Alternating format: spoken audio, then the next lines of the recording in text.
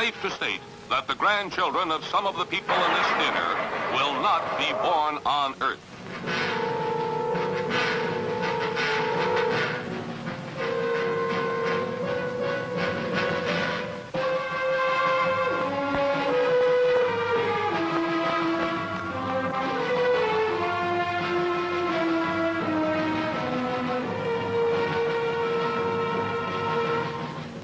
They come from the bowels of hell, a transformed race of walking dead, zombies guided by a master plan for complete domination of the Earth. Plan 9 from outer space.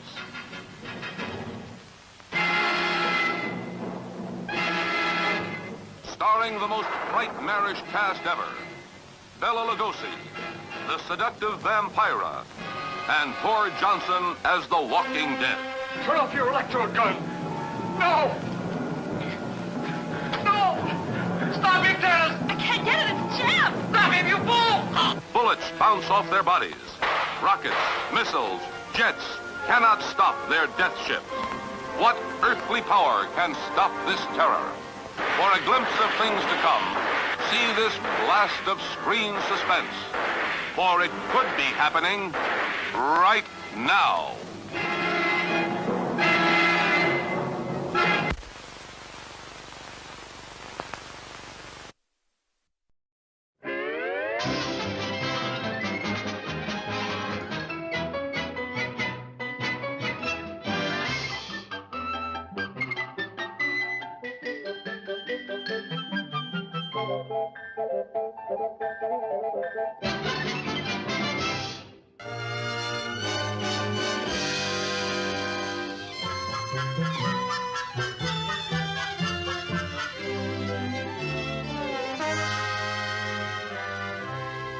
I want a divorce. I want a divorce. I want a divorce. I want a divorce. I want a divorce. I want a divorce. I want a divorce.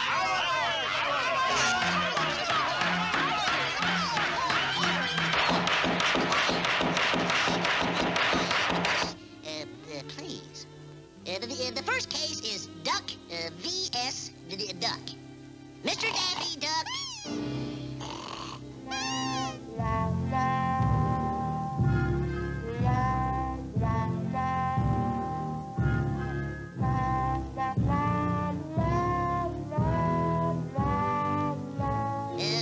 V.S. Mrs. Daffy Duck.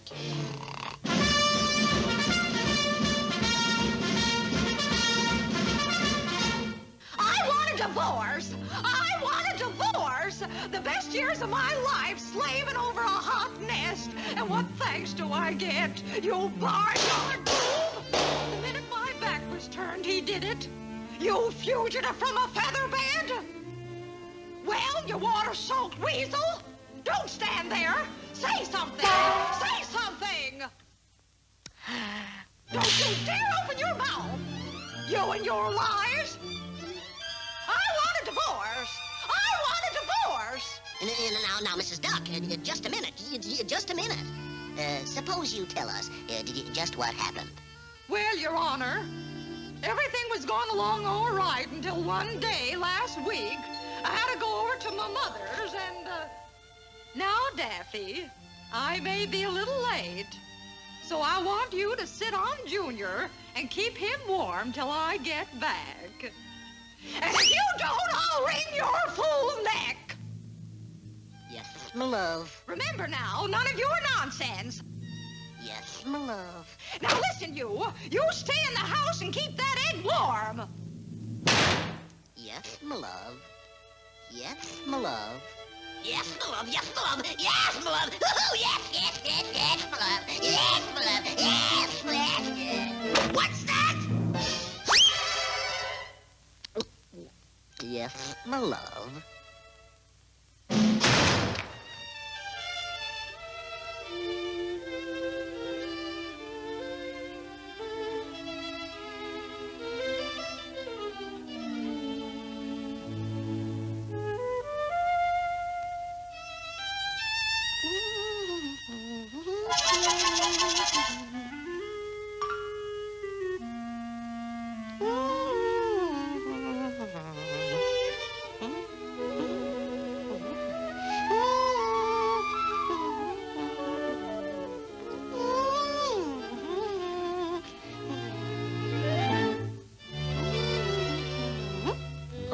pocus, flippity flam, razzmatazz, and alakazam.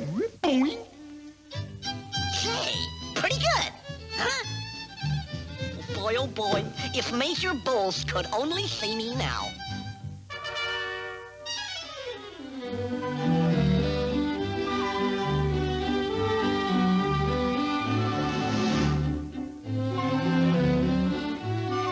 Observe closely.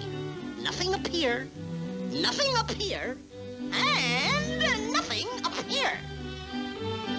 Hocus pocus, flippity flam, razzmatazz, and alakazam.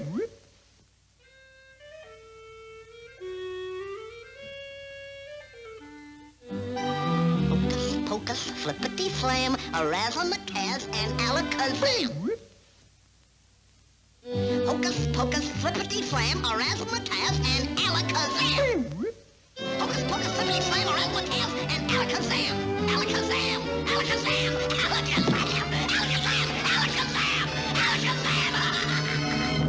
Say, is there a magician in the house? Alakazam, alakazam, alakazam.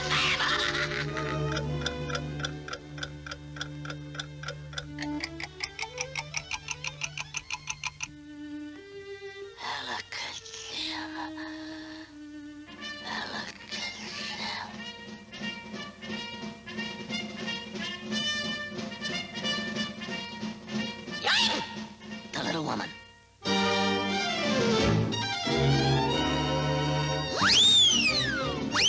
An egg. I gotta get an egg. Where's an egg? Oh, my kingdom for an egg. Who's got an egg? Where's an egg? An egg. Here, egg. Where's the egg? Give me the eggs. Here, egg. Give me the eggs.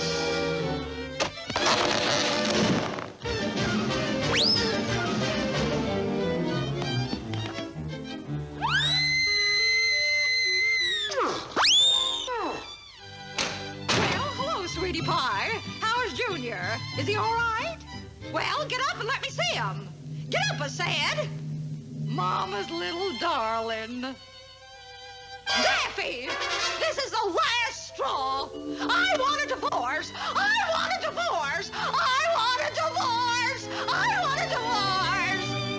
And what do you got to say for yourself, Mr. Duck?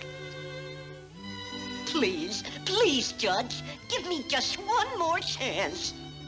Well, all right, but remember, just one more chance.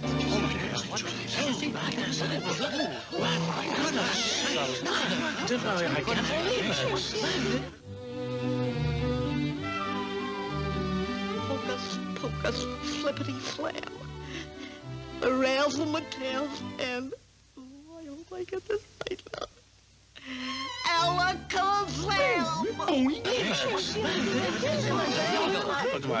Alakazam and you get an egg. Oh, dear. And for 15 years, I've been doing it the hard way.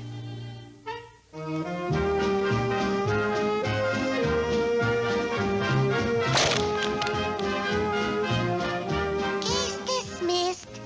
Step down.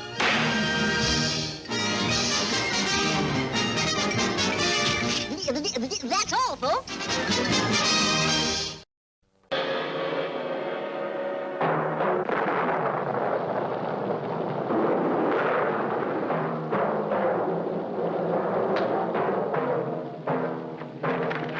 Lobo, take the girl to my quarters.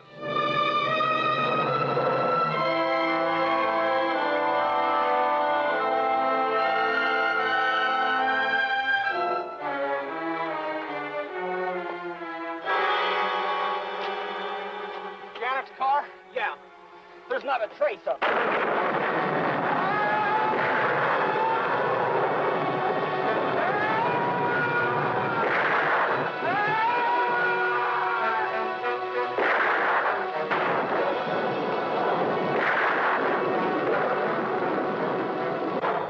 Let me loose. Do you hear me?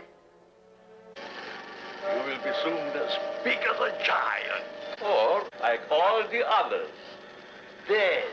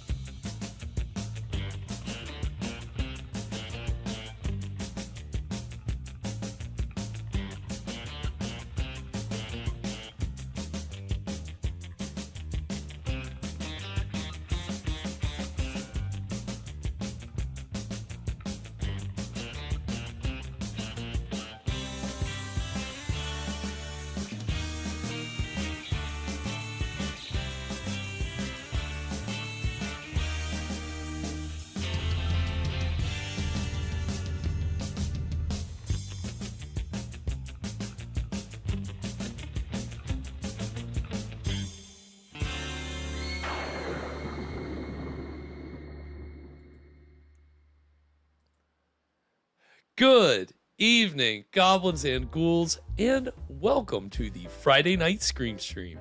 I'm your host, Spakenstein, joined as always by my very good friend, Mr. Evan Sink. Good evening, everyone. How are we doing tonight? Doing fantastic. I hope everybody out there is doing fantastic on this Friday night. I hope you're doing well tonight, Evan. I'm doing great. I'm pumped up. It's our finale night. It's season 18 finale. Doesn't that sound crazy? Granted, now we have 4 seasons in a year, so don't let that into the summer. Right, yeah. The end of our summer of schlock. And what a summer it's been. I mean, come on. 10 movies. Well, let's see. What do we say? 9 movies, 9.5. Last Woman on Earth. But we are celebrating our finale tonight, celebrating all the schlock that we've enjoyed this summer. And what better way to finish off this schlocky season than with a film from a director that some people have called the worst film director of all time. But I think it's all a matter of taste. Of course, that's Mr. Edward D. Wood Jr., who we've been lucky enough to see a few films of his on this show. But, not just that, we're ending the season like we always do. I just flung my fact sheet. I was so excited. Who needs the facts? Get those facts out of here. I don't need them. We're off the cuff. Where we're going, we don't need facts. We don't need facts. Who needs them? No, we need context. No, but we always end our seasons with a movie from Bela Lugosi, or with Bela Lugosi, and tonight's movie features Bela Lugosi in a pretty interesting role. And again, this movie is just so crazy. But before we even get into it, shout out to everybody that's already here hanging out in the chat. Of course, I see Kathy, Alana, Joe Cola, Thomas, Scott Miller, William, good to see you in here. Old Radios, hope you're doing well tonight. Mark P, good to see you. James Jenkins. I think who else have I seen? Gulcho? Gulcho, aka VMD. Good to see you, Gulcho. And I think that might be everybody that I've seen so far. But I hope everybody is having a great Friday, a great week. I hope that your work week hasn't been too stressful. And if it has, we're here to unwind like we always do with some public domain movie. I guess I can't say necessarily public domain horror tonight. Tonight's movie kind of fits in like a nebulous genre kind of field. Yeah. So, maybe it's like an existential kind of horror. Right. Well, we'll see. We'll see. And again, that's been the beauty of this summer, this season, has been that we have kind of branched out with our genres. I mean, you look at like The White Gorilla. That was a kind of more, primarily action, adventure, jungle kind of drama, but perfect for the summer.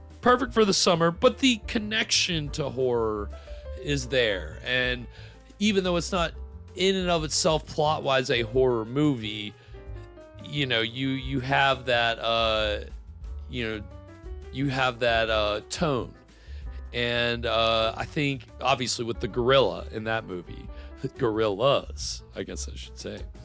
But tonight, of course, it's with Mr. Bela Lugosi, because if you got Bela Lugosi in your movie, like it's got to be horror, right? That's all he does, right? We just saw he's the master of shock, right? I mean, whatever they called him. He called so many things over the course of his career. He never got to be billed. What do they call that? Mononymously, where it's just by the like he never got billed just by his last name. The way that Karloff for like a few years was just Karloff. Never On just the posters. They would always put like Dracula in parentheses. That was the go-to with Lugosi.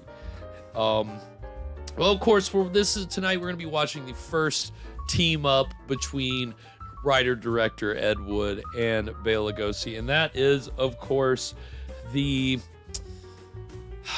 yes, you could say, kind of social exploitation drama that is Glen or Glenda from 1953. And this is actually Ed Wood's first movie, his first feature film.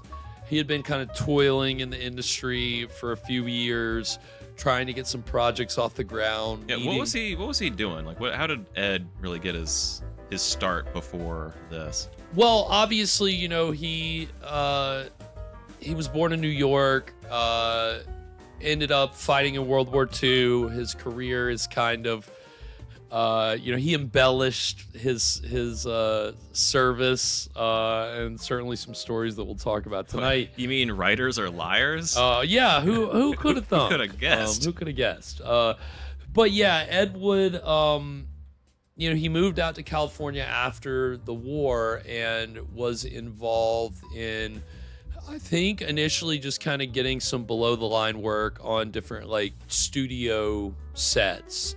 And then that kind of led him to make friendships with certain actors or certain people that were also trying to break out into the business.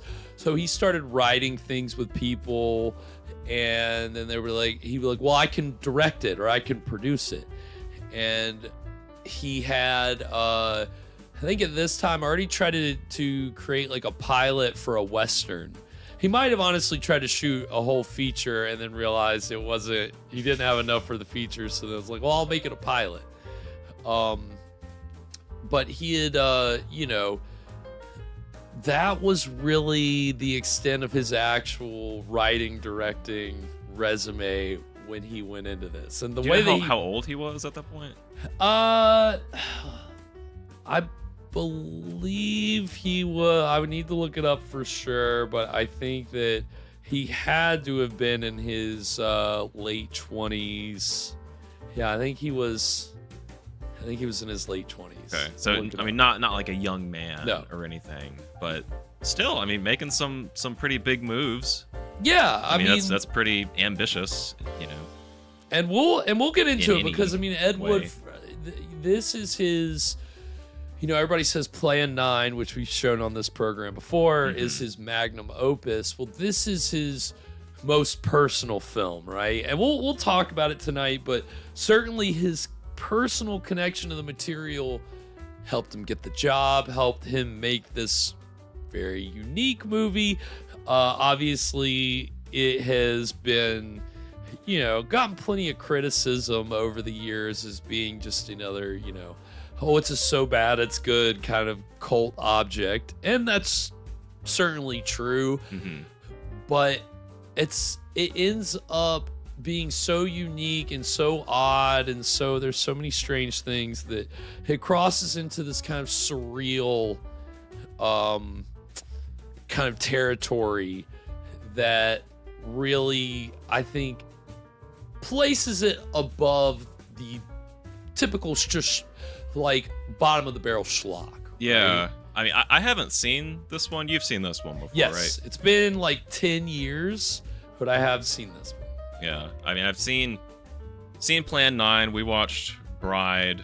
I guess I don't know if has anybody really seen Ed's other work, like the later stuff.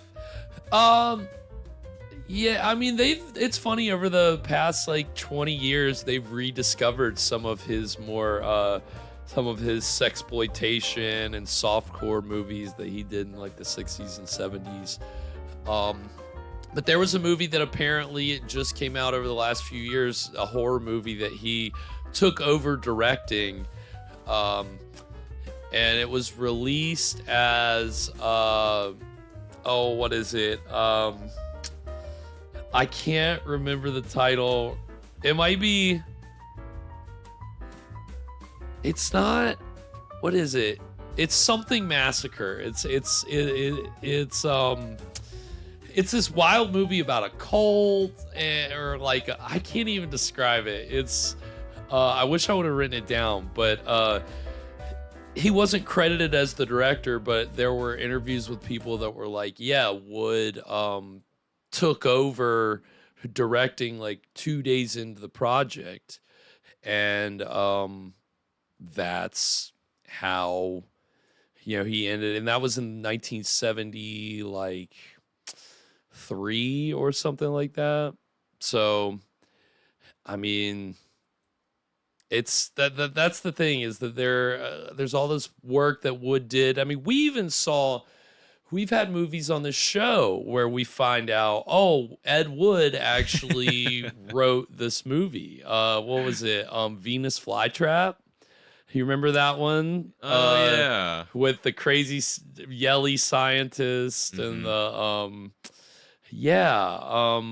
loved that movie. That was kind of a prolific guy, right? I mean, he's like one of those guys who just like writes a whole bunch just to kind of pay the bills. Right. 100%. And especially in the 50s, he was probably at his most productive. And that goes into tonight's movie. We'll talk about kind of the production schedule for this. But I mean, obviously he could work very quickly.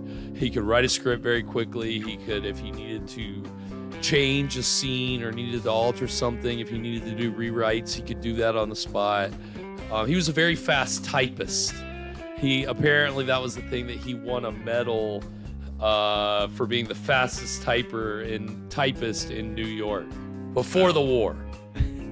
Fastest fingers in the Big Apple. Fastest fingers in the Big Apple, so he had to bring them out to California. And I think this is one where he probably wrote the script in just a couple days. And again, if you're a fan of the movie Ed Wood from 1994, directed by Tim Burton with Johnny Depp as Ed Wood, and if you haven't seen it, you have to see it. But I think most of you out there, I've seen you mentioning it in the chat, so it must be fun. No.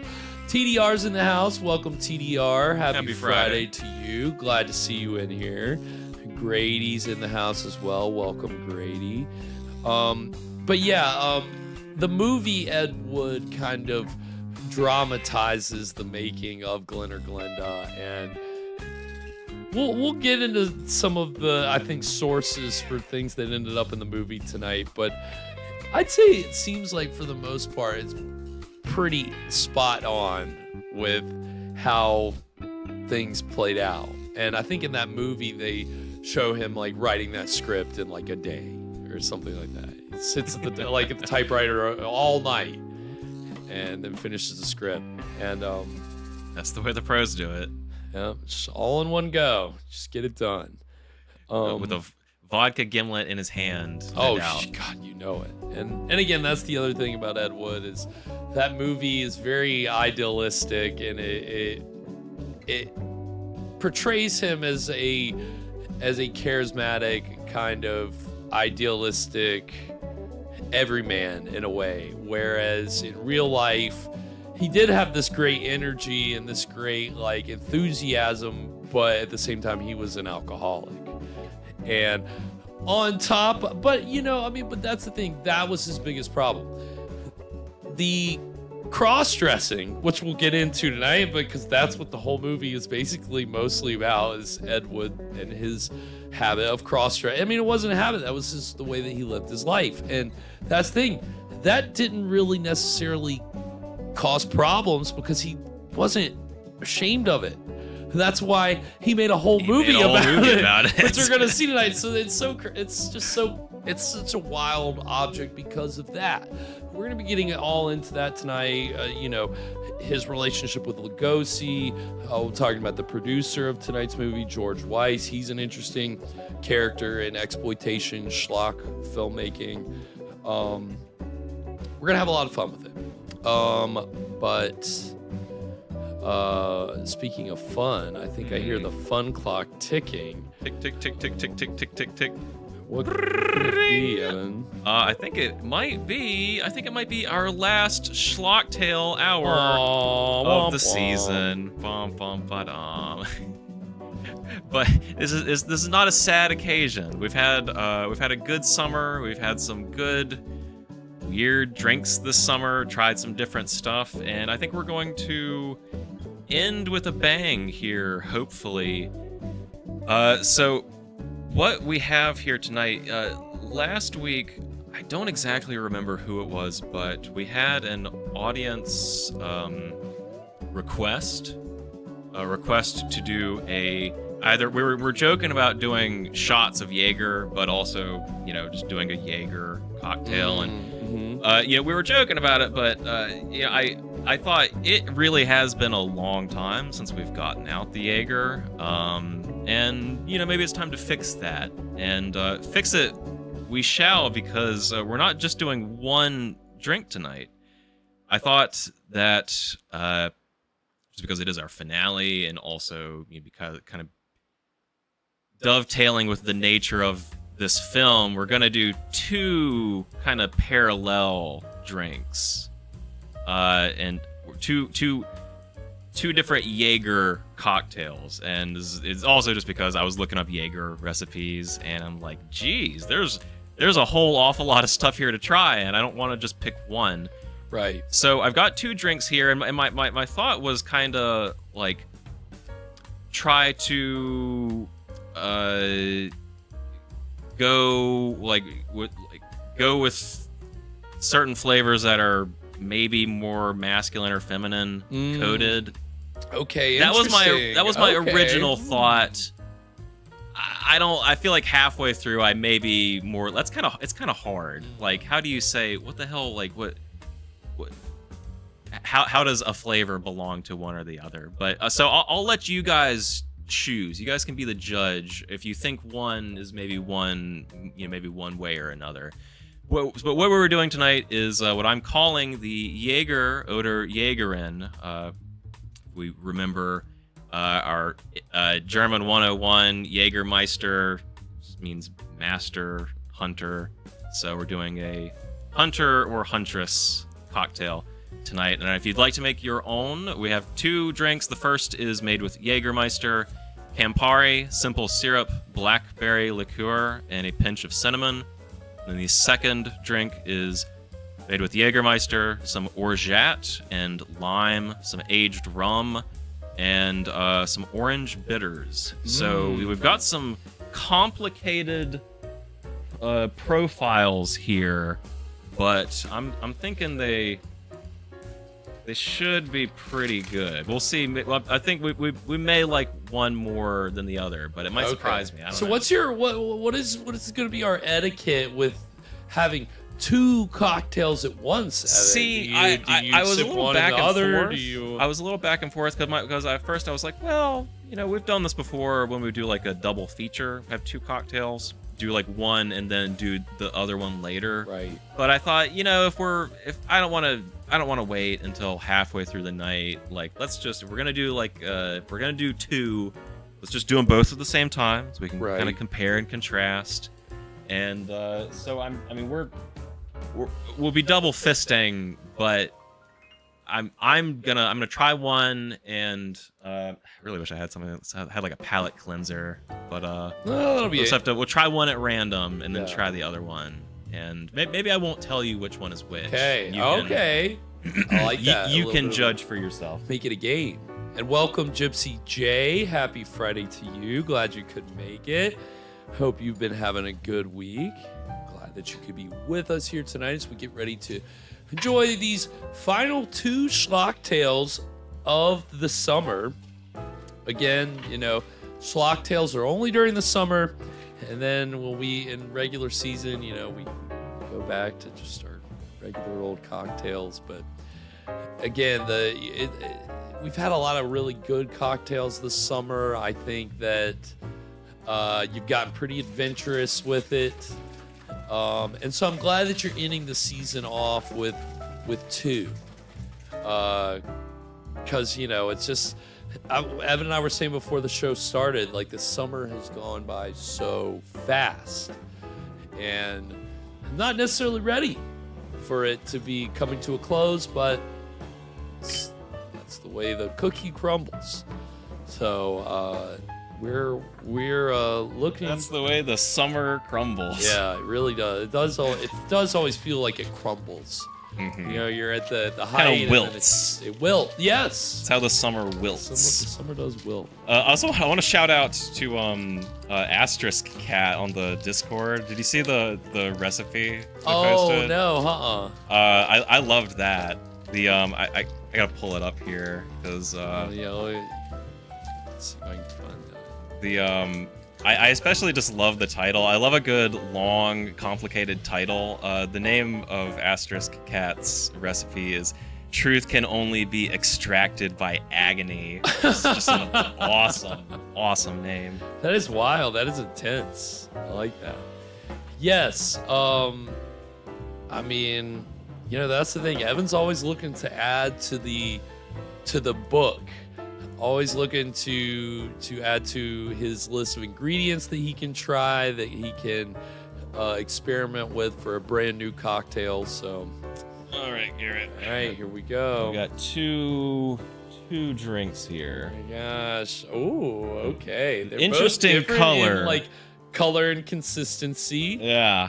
Which is interesting.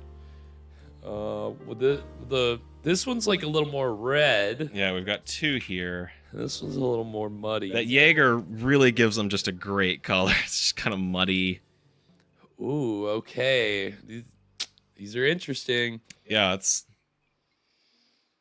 complicated. I don't know. Okay, which one are you gonna do first? No, I kind I of. think I'm gonna go red and then brown. All right, then I'm gonna do the opposite. I'm gonna go brown and then red. Okay.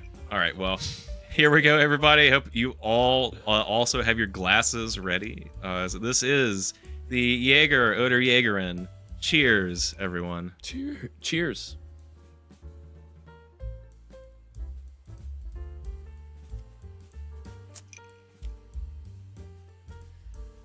It's really good. Wow. So I'm not one of the reasons that we don't break out the Jaegers super often is that, like, I don't dislike it, but Yeah. I'm not like it's not, you know, It's my not your my favorite. first go-to. Right. But it was really good. Kind of like it. I'm gonna try the other one. Yeah, I can't Like, say. I only have coffee to rinse my palate. Yeah, but...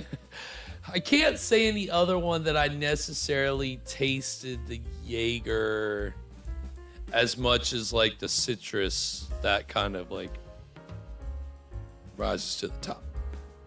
Oh, there you go. All right, what do you think? Ooh, have you had them both now? I have not. Hold on, let me try the red. Okay.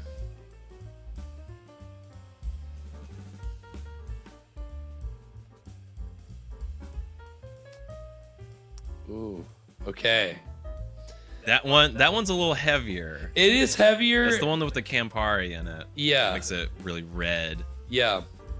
It's it kind of I don't know why it really reminds me of like Christmas. It kind of tastes like Christmas, and I don't know. That's probably just the Jaeger. No, Just like kind of the well, is there cinnamon in this one? there's cinnamon in this one. Oh, okay. That's probably part of what it is. It's actually pretty good. They're both. I do. Yeah. I mean, I do really like the red one. I think I'd probably like the red one Okay. best. Okay. Yeah. See, I thought I was gonna like the other. This is it's basically like a Mai Tai with Jaeger. Right.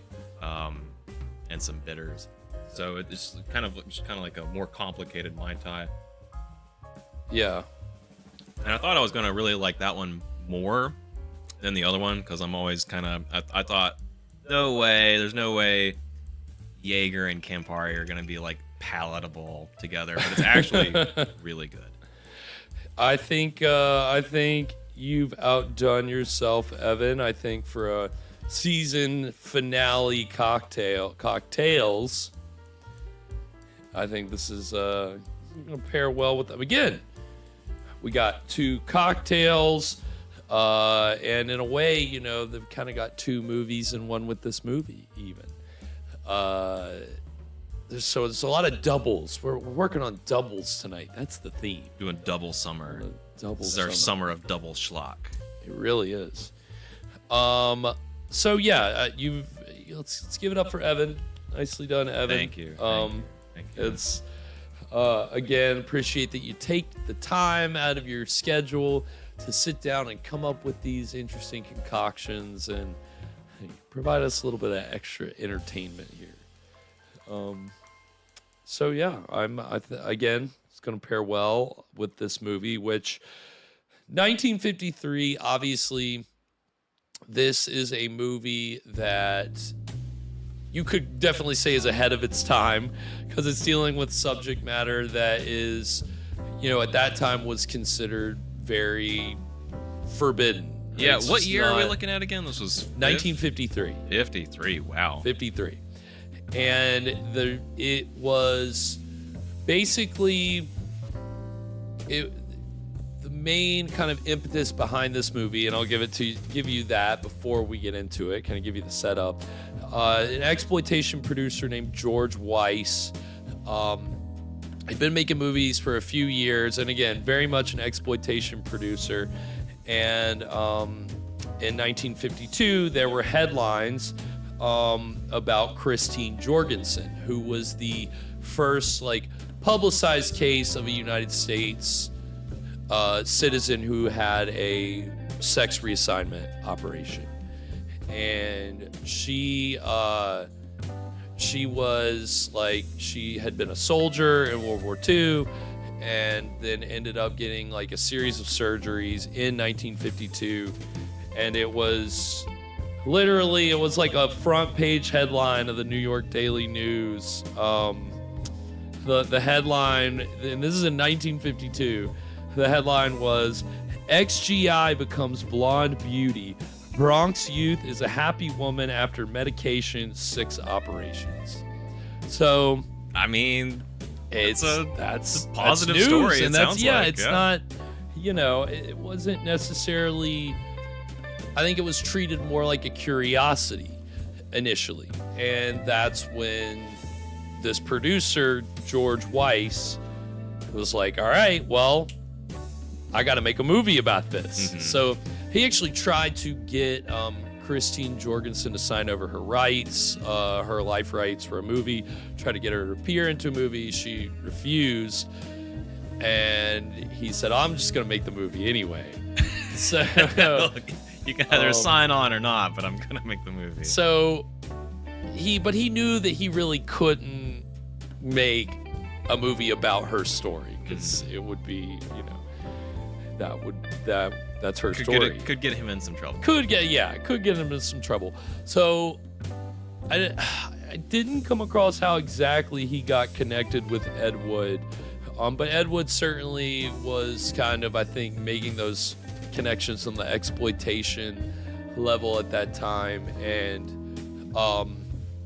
basically pitched himself to, and this is how it is in the movie, Ed Wood pitched himself to Weiss as, well, I'm the perfect person to make this movie because I'm a transvestite. I wear women's clothes, so I understand the subject matter, and that's kind of what the movie should be about. Because that was the thing. I mean, it was supposed to be a movie about, and I think the original title before the movie was even written was "I Changed My Sex," because that was the exploitation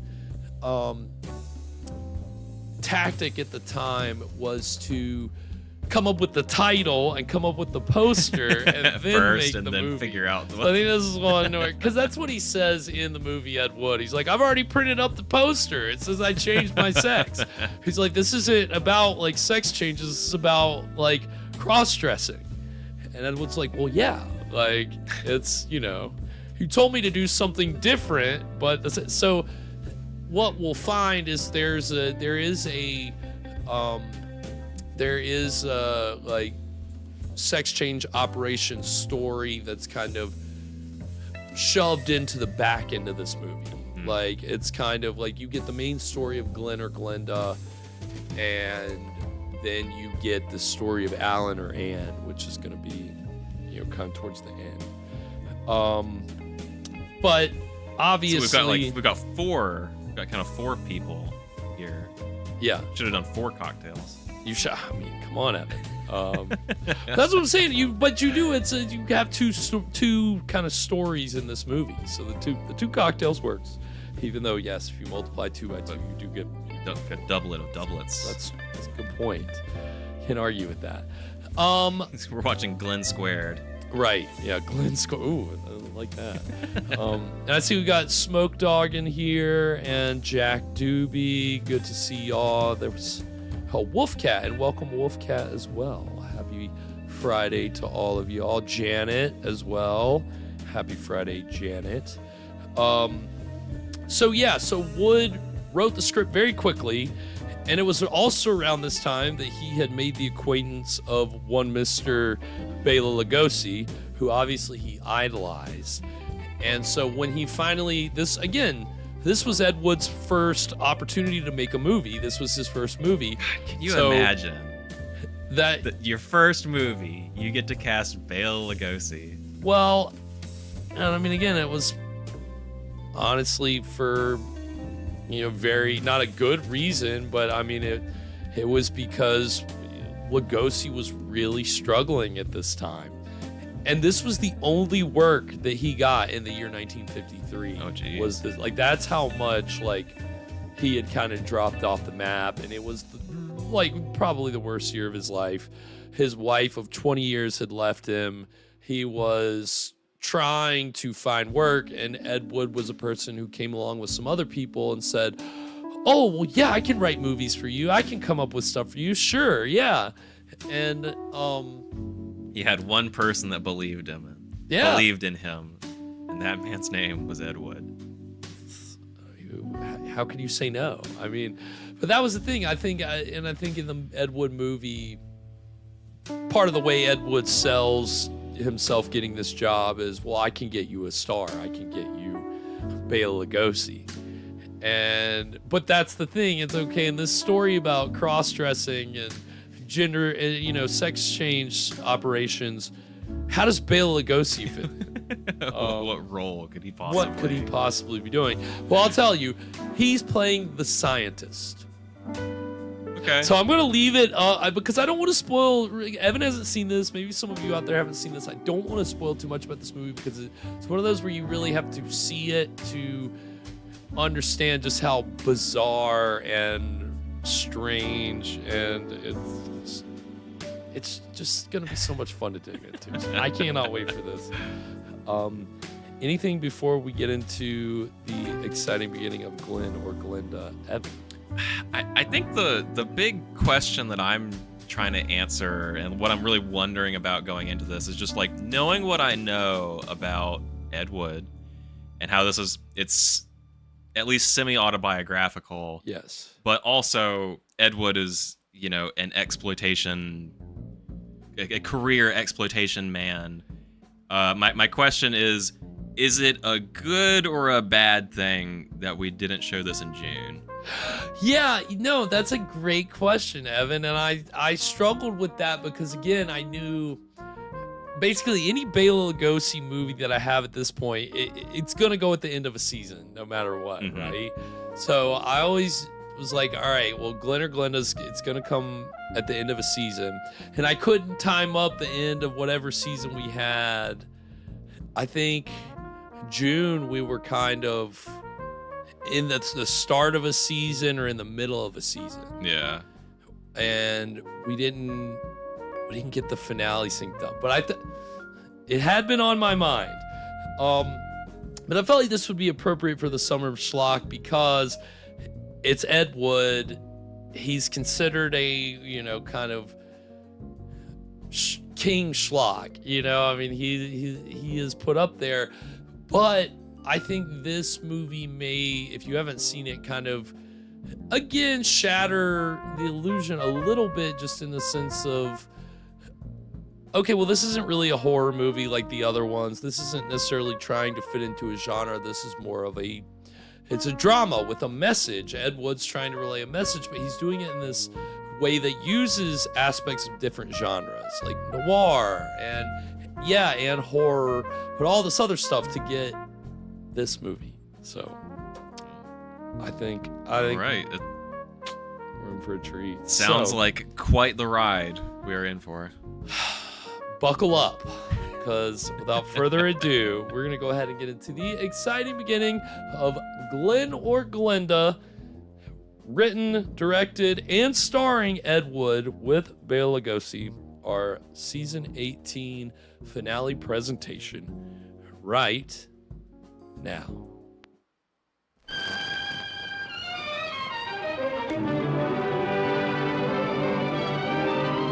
Welcome to Sears, by the way. Ah, Okay, just in Sears, time. you made it. Welcome, Sears.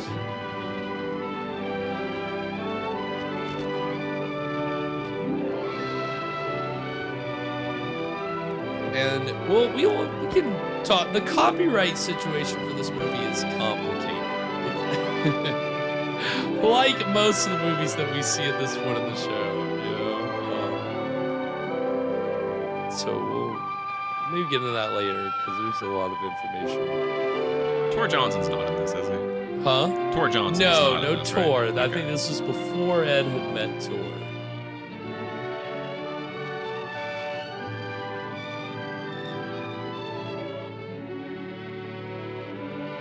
Produced Under under the personal supervision. I kept Ed on a real short leash. Real tight leash. The same leash we used in the bondage scene.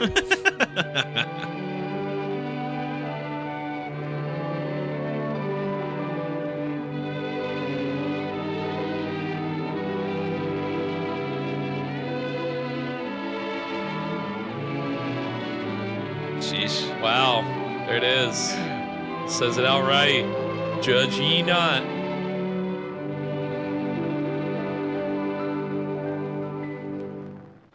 That's a good one, Scott. Okay, this is a hell of a way to open a movie. Just Bela in his office.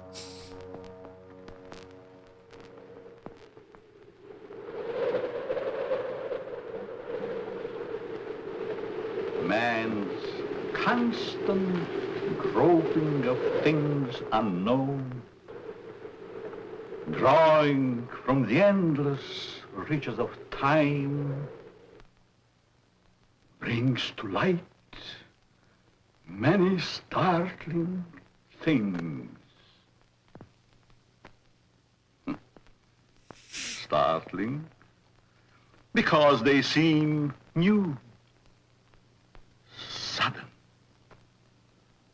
But most are not new to the signs of the ages.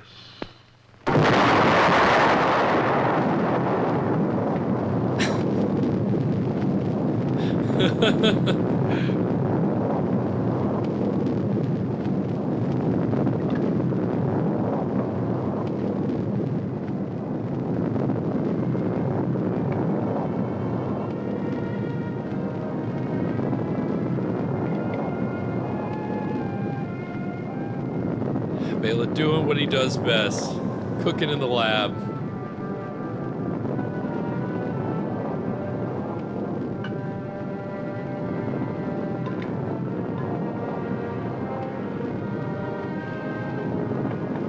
Hands are looking real steady. Give him that. He's a pro.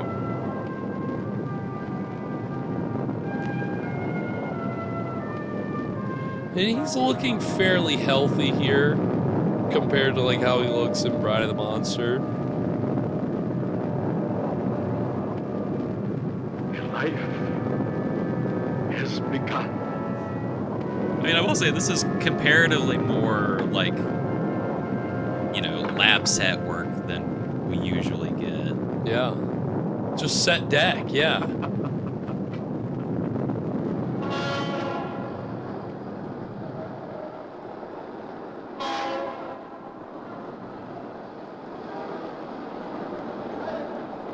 people. All going somewhere. All with their own thoughts, their own ideas. All with their own personalities. One is wrong because he does right. And one is right because he does wrong. Pull the string. Dance to that. Which one is created for?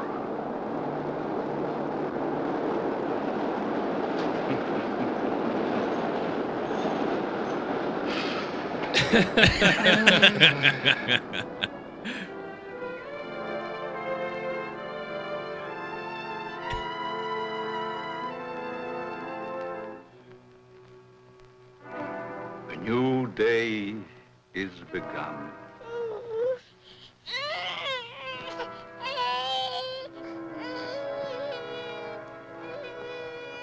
A new life is begun.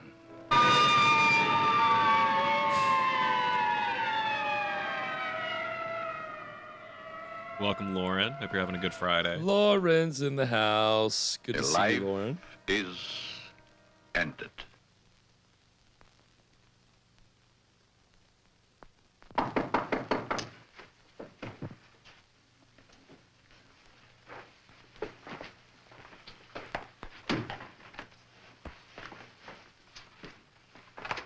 Let me see that note.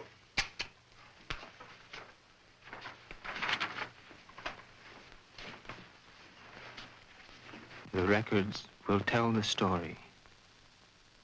I was put in jail recently. Why? Because I, a man, was caught on the street wearing women's clothing. This was my 4th arrest for the same act. In life, I must continue wearing them. Therefore, it would only be a matter of time until my next arrest. This is the only way. Let my body rest in death forever in the things I cannot wear in life. Brutal. Sheesh. Inspector Warren is here to see you, Dr. Alton. Oh, yes. Show him in, Miss Stevens.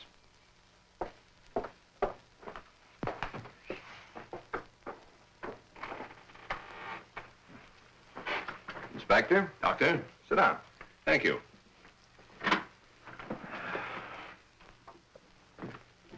The radiator was the You're killer. a very busy man, Dr. Alton, I know. I appreciate this time you're giving me. Business or pleasure, Inspector? In a way, business. From policeman to inspector. 20 years of it. I guess I've seen everything there is for a policeman to see. Yet I wonder if we ever stop learning. Learning about which we see. Trying to learn more about an ounce of prevention. I'm a man who thrives on learning. We only have one life to live. If we throw that one away, what is there left? Doctor, I'm hoping to learn something from you. And with that knowledge, maybe save some human from a fate which I just witnessed a few days ago. A 4-time loser. This type of case comes to me as well as yourself many times during the course of 1 month. The suicide? The suicide. Most of us have our idiosyncrasies. This fellow's was quite pronounced. Yes, but I wonder if it rated the death warrant it received. I don't think so. Well, that's why I'm here today, Doctor. What do we do about it? I've always heard you to be a hard-hearted policeman, Inspector. Isn't that what's thought of most policemen? The laws are written. The policeman is hired to see that those laws are enforced. Ed We have a Wood, job this to do. talkie dialogue. As in Here's most jobs, how there's the always world somebody works. who doesn't want All that right. job to be done. Oh, In most Alana, factories you're the today, best. the employer has put up So suggestion much. boxes. Cheers to you, Even the Alana, with my employer Scream needs advice Stream once in a glass. while. I think in the case that we're referring to, I need advice. Maybe it shouldn't have happened as it did, but it did. Perhaps the next time we can prevent it. Let's get our story straight.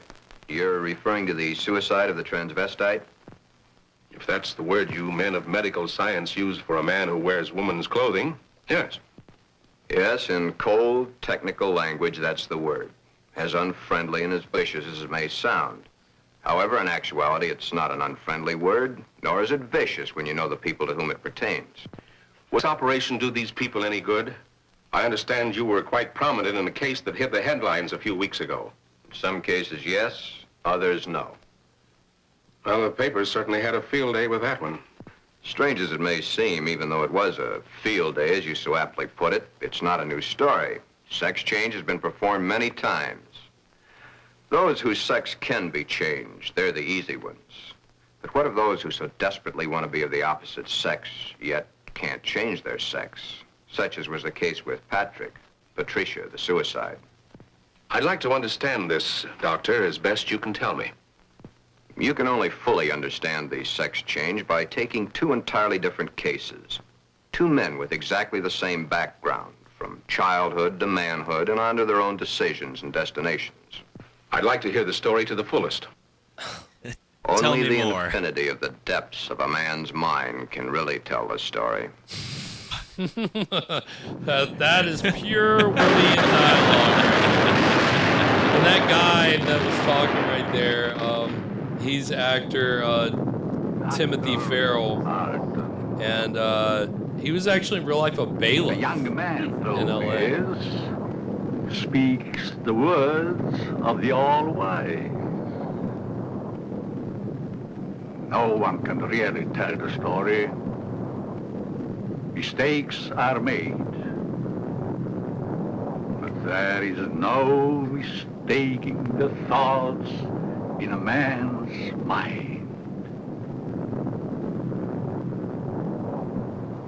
The story is begun. Alright, I hate to be the grammar police, but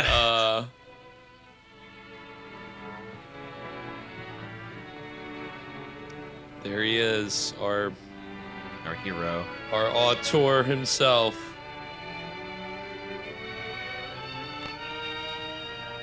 One might say, there, but for the grace of God, go I.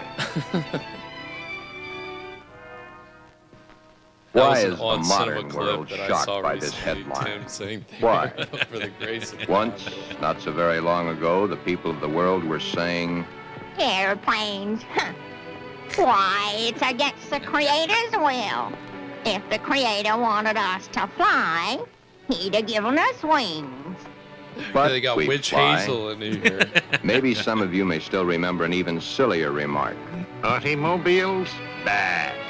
They scare the hosses. If the Creator had meant for us to roll around the countryside, we'd have been born with wheels. Silly? Certainly.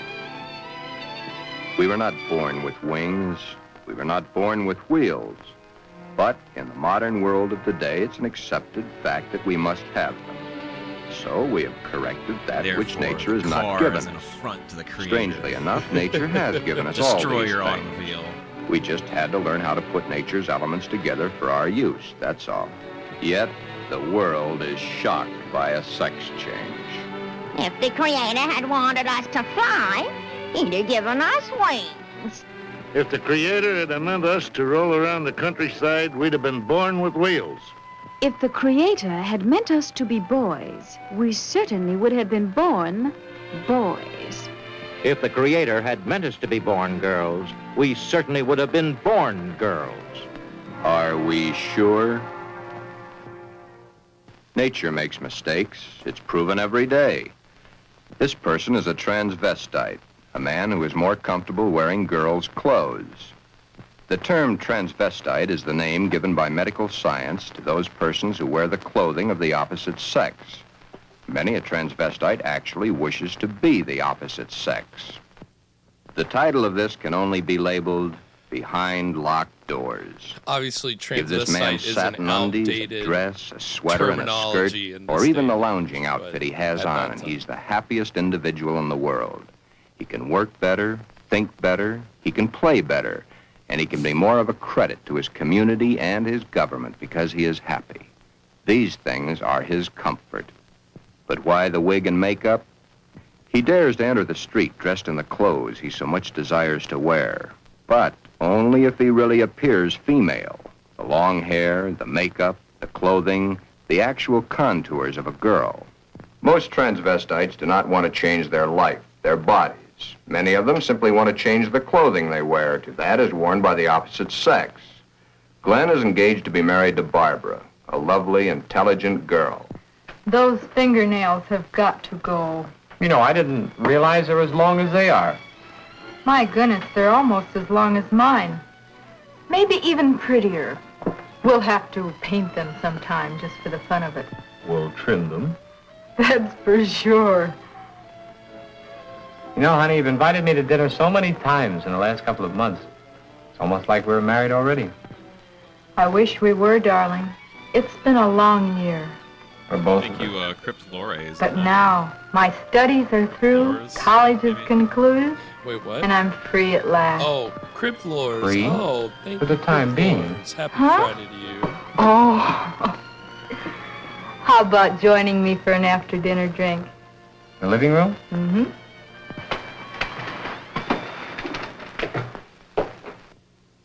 Modern man is a hard-working human.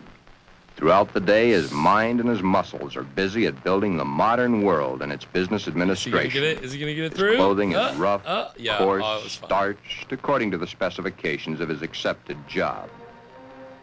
At home, what does modern man have to look forward to for his body comfort? At home, The things anything provided goes. for his home, a wool or flannel robe, his feet encased in the same thick, tight-fitting leather that his shoes are made of. These are the things provided His for his shoes? home comfort. It doesn't look so comfortable, does it? And get the hat. Better still, get the receding hairline. Get a load of this Men's hats guy. are He so looks tight, they awful. cut off the blood flow to the head, Glenn looks thus cutting off the great. growth of hair. 7 out of 10 men wear a hat, so the advertisements say. 7 out of 10 men are bald. But what about Give the this ladies? guy a wig and a dress, and he'd be the Yes. happiest man on earth. Modern woman is a hard-working individual also. No but hats. when modern woman's day of work is done, that which is designed for her home comfort is comfort. Hats that give no How come obstruction women, to the just blood women flow. get to be comfortable? Hats that do Men not deserve crush to be the hair. comfortable too. Interesting thought, isn't it? Just for comparison, let's go native. Back to the animal instinct. There, in the lesser civilized part of the world, Now, it's I'll the give male this a who adorns yikes, himself for with sure. fancy This is- objects such as paints, frills, and masks. The true instinct, the animal instinct, bird and animal life. Is it not so that it's the male who is the fancy one? Could it be that the male was meant to attract the attention of the female? What's so wrong about that? Where is the animal instinct in modern civilization? Female has the fluff and the finery, as specified by those who design and sell. Little Miss Female, you should feel quite proud of the situation. You, of course, realize that it's predominantly men who design your clothes, your jewelry, your makeup, your hairstyling, your perfume. But life, even though its changes are slow, moves on. There's no law against wearing such apparel on the street, as long as it can be distinguished that man is man and woman is woman. But what is it that would happen were this individual to appear this way on the street? You're doing it now, laughing. Yet, it's not a situation to be laughed at. Thus, the strange case of Glen, who was Glenda, one and the same person, not half man, half woman, but nevertheless, man and woman in the same body, even though by all outward appearances, Glen is fully and completely a man. Heady stuff.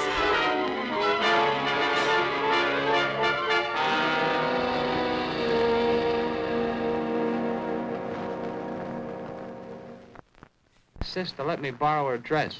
You want to borrow your sister's dress? What for? I want to wear it to the Halloween party. There are names for boys who go around wearing girls' clothes. Oh, don't be silly, darling. Please You go don't ahead use and wear those your those sister's words, dress. please. You always did look much better as a girl than you do as a man. Glenn did wear the dress to the Halloween party. He even took first prize. Yeah, Glenn. Go Glen. Glenda. Then one day it wasn't Halloween any longer.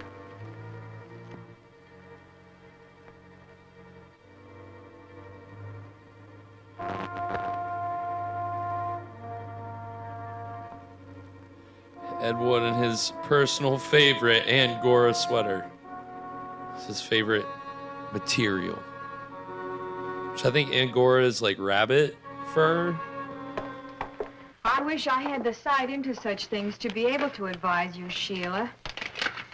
Maybe if you took the problem to a doctor. It's Glenn that needs the doctor.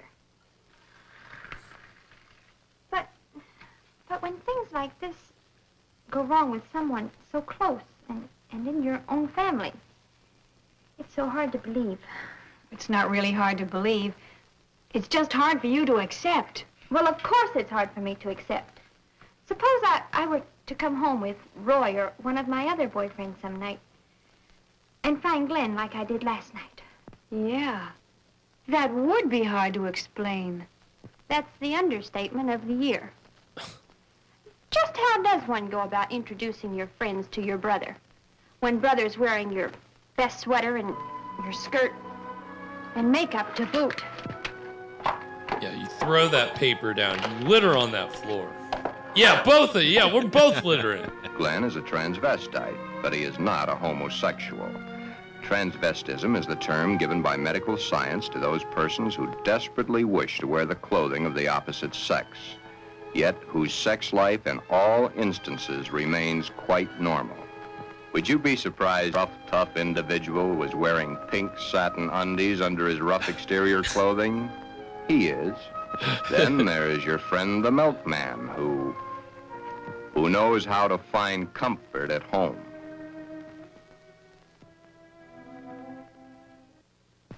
I can't stand it any longer. He wears all my clothes. Nothing is sacred to him. Even my Inexplicable briefs. picture of Iwo Jima behind this judge.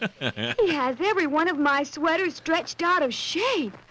Of course, he has always replaced them. But then, they didn't last long either.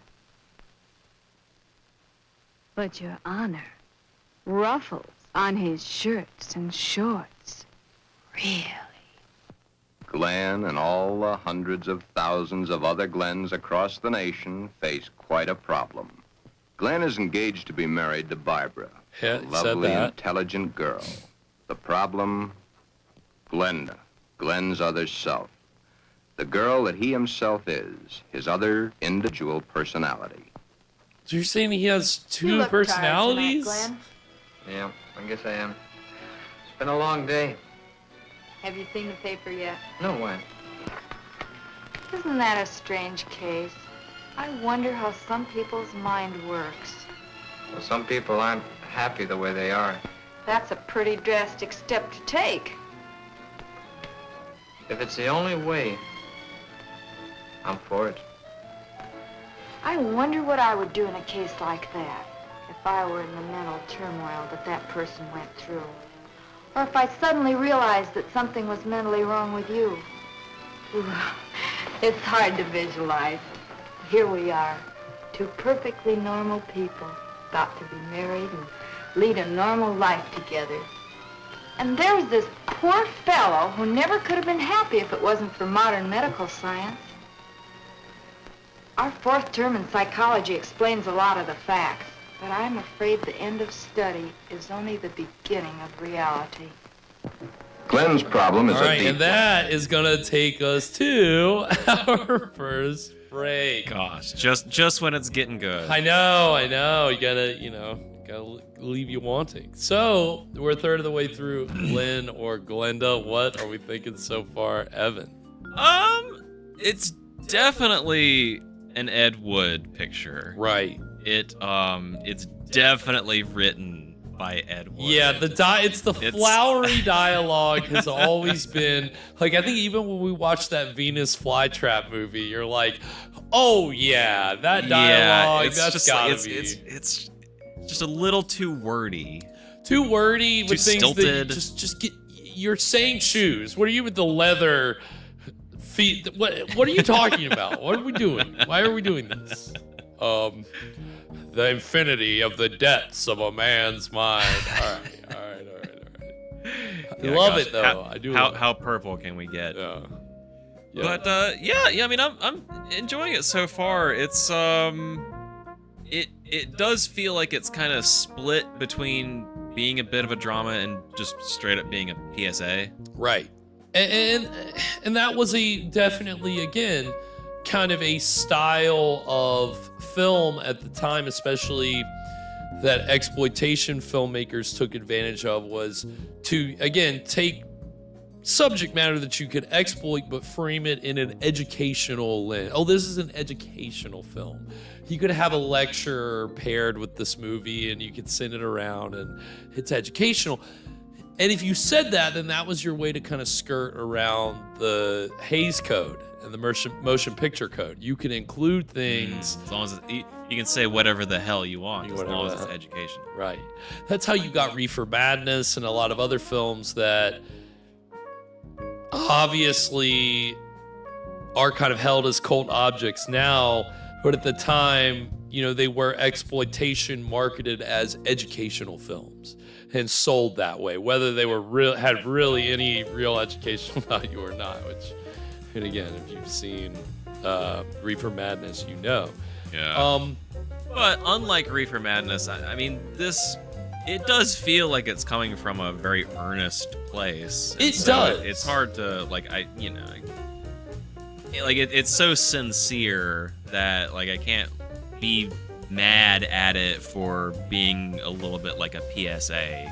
Right. Because if this was the 50s, chances are you've never heard of anything like this before. Right. Yeah, you need to be educated, right? That's the thing, it has spent the first third really trying to say, all right, there are people out here like this and they're completely normal.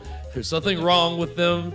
They're not abnormal. This is why they're looking for comfort. That's all. That's it. And I think that Ed Wood's working within the bounds of what was understood at the time. And again, the idea of transvestite as a clinical term at the time, especially just for cross-dressing, but it gets a little kind of complicated when you start looking at just cross-dressing versus people that actually want to change their gender, their sex, or whatever. There's a whole Venn diagram kind of we're working with. Exactly, and obviously they didn't have that understanding at the time. So it is certainly trying to approach it all with a level of education and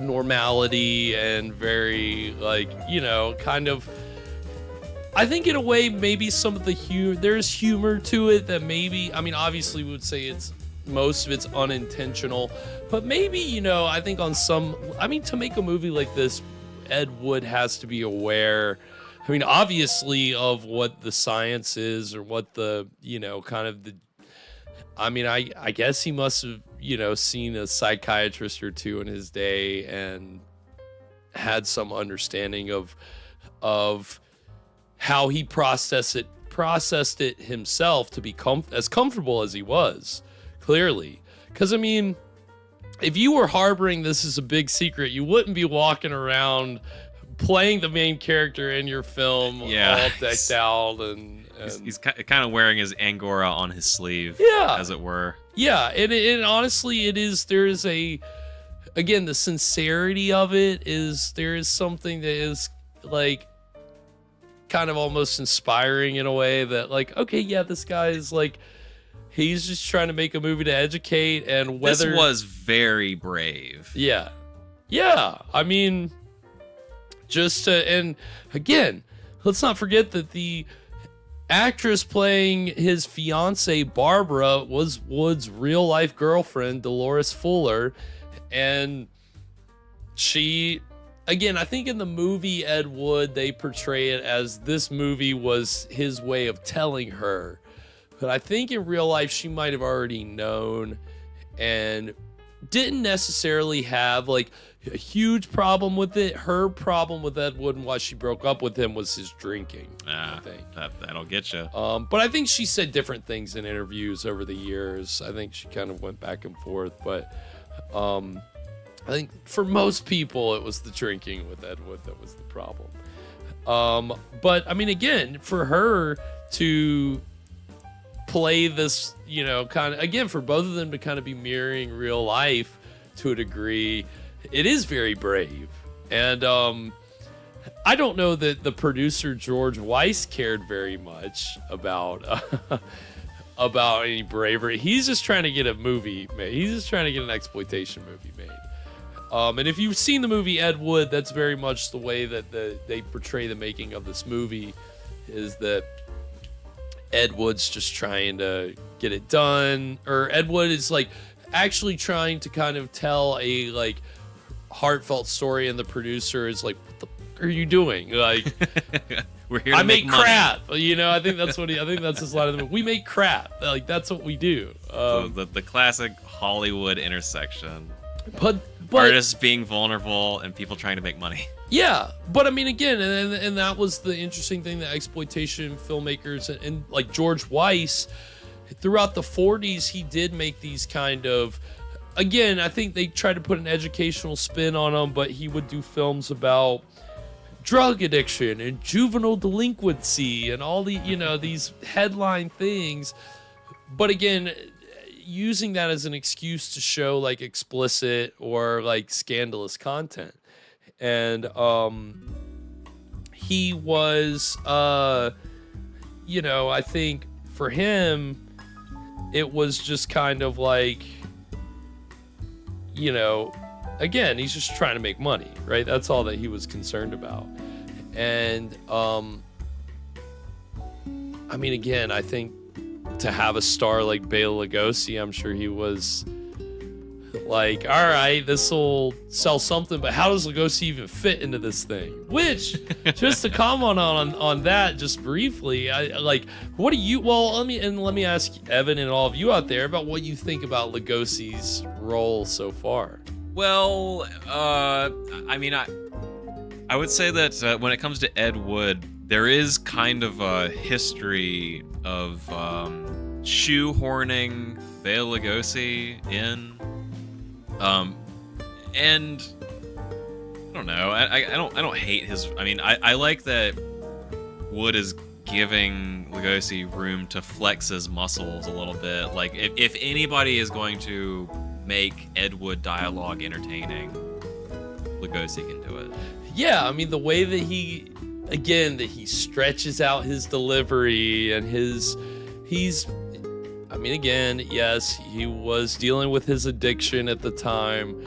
So his energy in this role is kind of, you know, up for debate, but he's giving off a lot of energy. And I mean, really, in his appearance and his delivery, he's not far off from his Poverty Road days, which really we're only a little over like 10 years behind him at this point. We're about 10 years removed from his Monogram movies.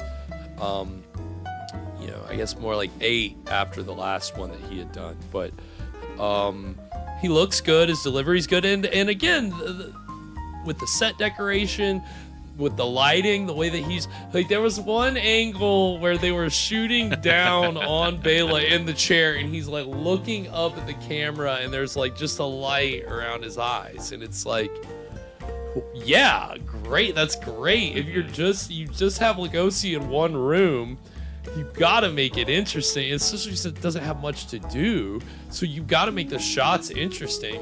So that's where I don't know if that's Wood or if that's his cinematographer, William Thompson, who he had worked with in some of his other films after this. But again, there's, you know, the Lugosi scenes I I really like. We'll talk more about how Lugosi's role was described by Ed Wood, and we'll talk more about the producer. There's actually an article that was written by a columnist who visited the set, and I think it paints a pretty good picture that gives you an idea of a lot of things that you guys are saying in the chat that we've talked about. But during the break, we're going to see some trailers from the producer, George Weiss, some of the other exploitation films that he made. The first is for a movie that he did entitled, I think the original title was The Devil's Sleep, and it's a film about teenage drug use. And I think it's kids using heroin. And I think they actually show people like using heroin. Like it's one of the first movies to like show like explicit drug use. And I think it also stars one of Charlie Chaplin's ex-wives. So that was, you know, again, he loved getting not an A-list or a B-list, but C or D. And, you know, again, don't take that as a disparagement to Lugosi. He was A-list, but at this time in his career, I mean, he was on the C or the D, unfortunately. Should he have been? No, but that's where he was. We'll talk about him a little more when we come back in the next part. But so we're gonna see the trailer for The Devil's Sleep. It's the trailer title is Hopped Up, so let's give you an idea of the drug content there. And then the second trailer we're gonna see is for a movie that Weiss did entitled Test Tube Babies. So that gives you any idea of, again, another subject matter that was in the news that he really got excited about. Test Tube Babies. So we're going to see these two George Weiss trailers, and then when we come back, we're going to get into the exciting middle of Glen or Glenda. So stick around. We'll be right back.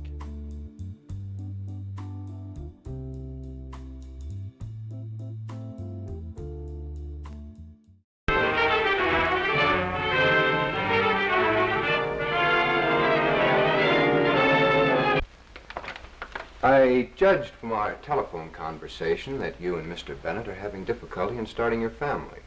Well, yes, Doctor. We thought that possibly you could tell us what's wrong. I mean, so many of our friends are having children while we aren't. Do you suppose you could find out what the trouble is? Come around here where I can see you. Hey, you look sharp in that thing. Think so? Well, I saved it to wear for you. You'd better. That thing would give somebody ideas. What is this, Kathy? Are you gonna step out on me?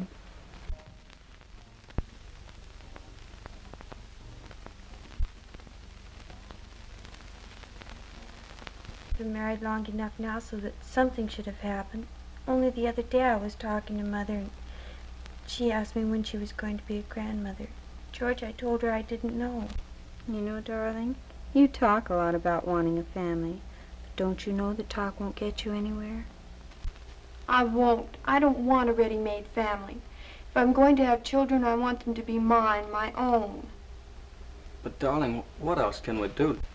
If you two have decided against adoption, there may be something I can do. That is, if you want your own child. Why, Doctor, you don't think... No, Mrs. Bennett, you misunderstand me.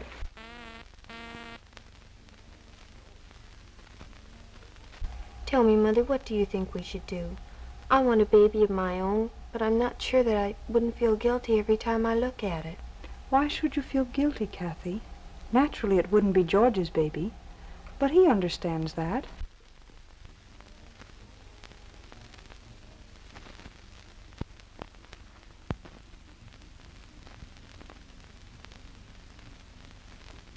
I guess you'll have to take off that dress and let it dry. I haven't anything under it. Not anything? Well, just me. Hold everything, gang. Hold it. Betty's going to show us how they dance at the better burlesque houses. Go ahead, baby. That's your cue.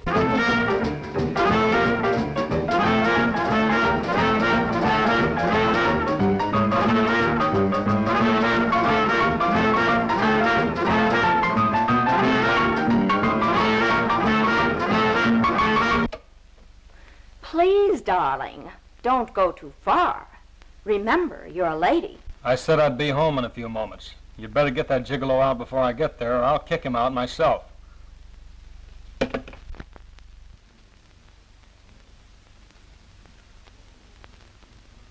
Frank, you've been slumming again. Why, you cheap tramp. Let's get this. Come on, Red, give it to her. Go, Blondie. Come on, give her the works. Give it to her.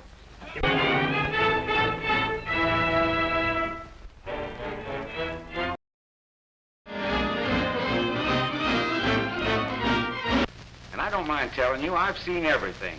Tough guys, hoodlums, gunmen. But this is the first time I've run across anything like this. Looks like the whole new generation has suddenly gone berserk. High school kids, hopped up. The night you were arrested, the doctor said you had taken something. What was that? I don't know. Come on, Frankie, you better tell me. A penny. A Benny? You mean a Benzedrine tablet?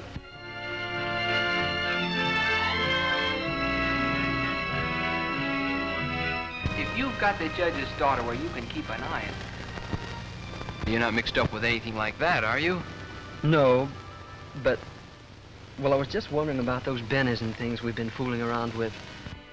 Start lining up some of those bobby soxers, and line them up fast.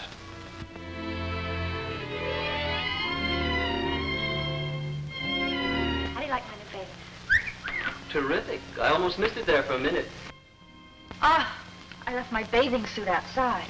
Why don't you make yourself a sarong and have a towel like I did? All right, I'll wear this. Towels, please. Give me a towel or something.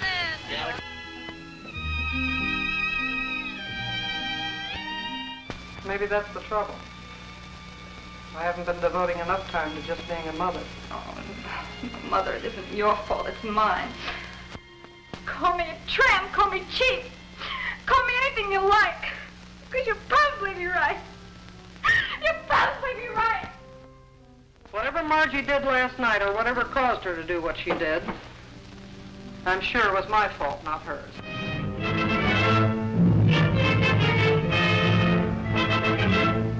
But I've had to forget that I was a woman. But I can't forget that I'm a mother, Sergeant. Has something happened to Margie, Your Honor? Yes, if drugs like this were used for medical purposes only and properly prescribed, we wouldn't have cases like this. Mr. America. So they say. Call me George, though, huh? George Eiferman. Sure, George. Call me Puck. Put it here. Strong man, huh? Don't let him know anything about the dinitrophenols. He's a nice, clean, upstanding American boy, and Mr. Scally wants him kept that way. Lay off those things, Tony. They'll knock you over like that if you got a bum heart.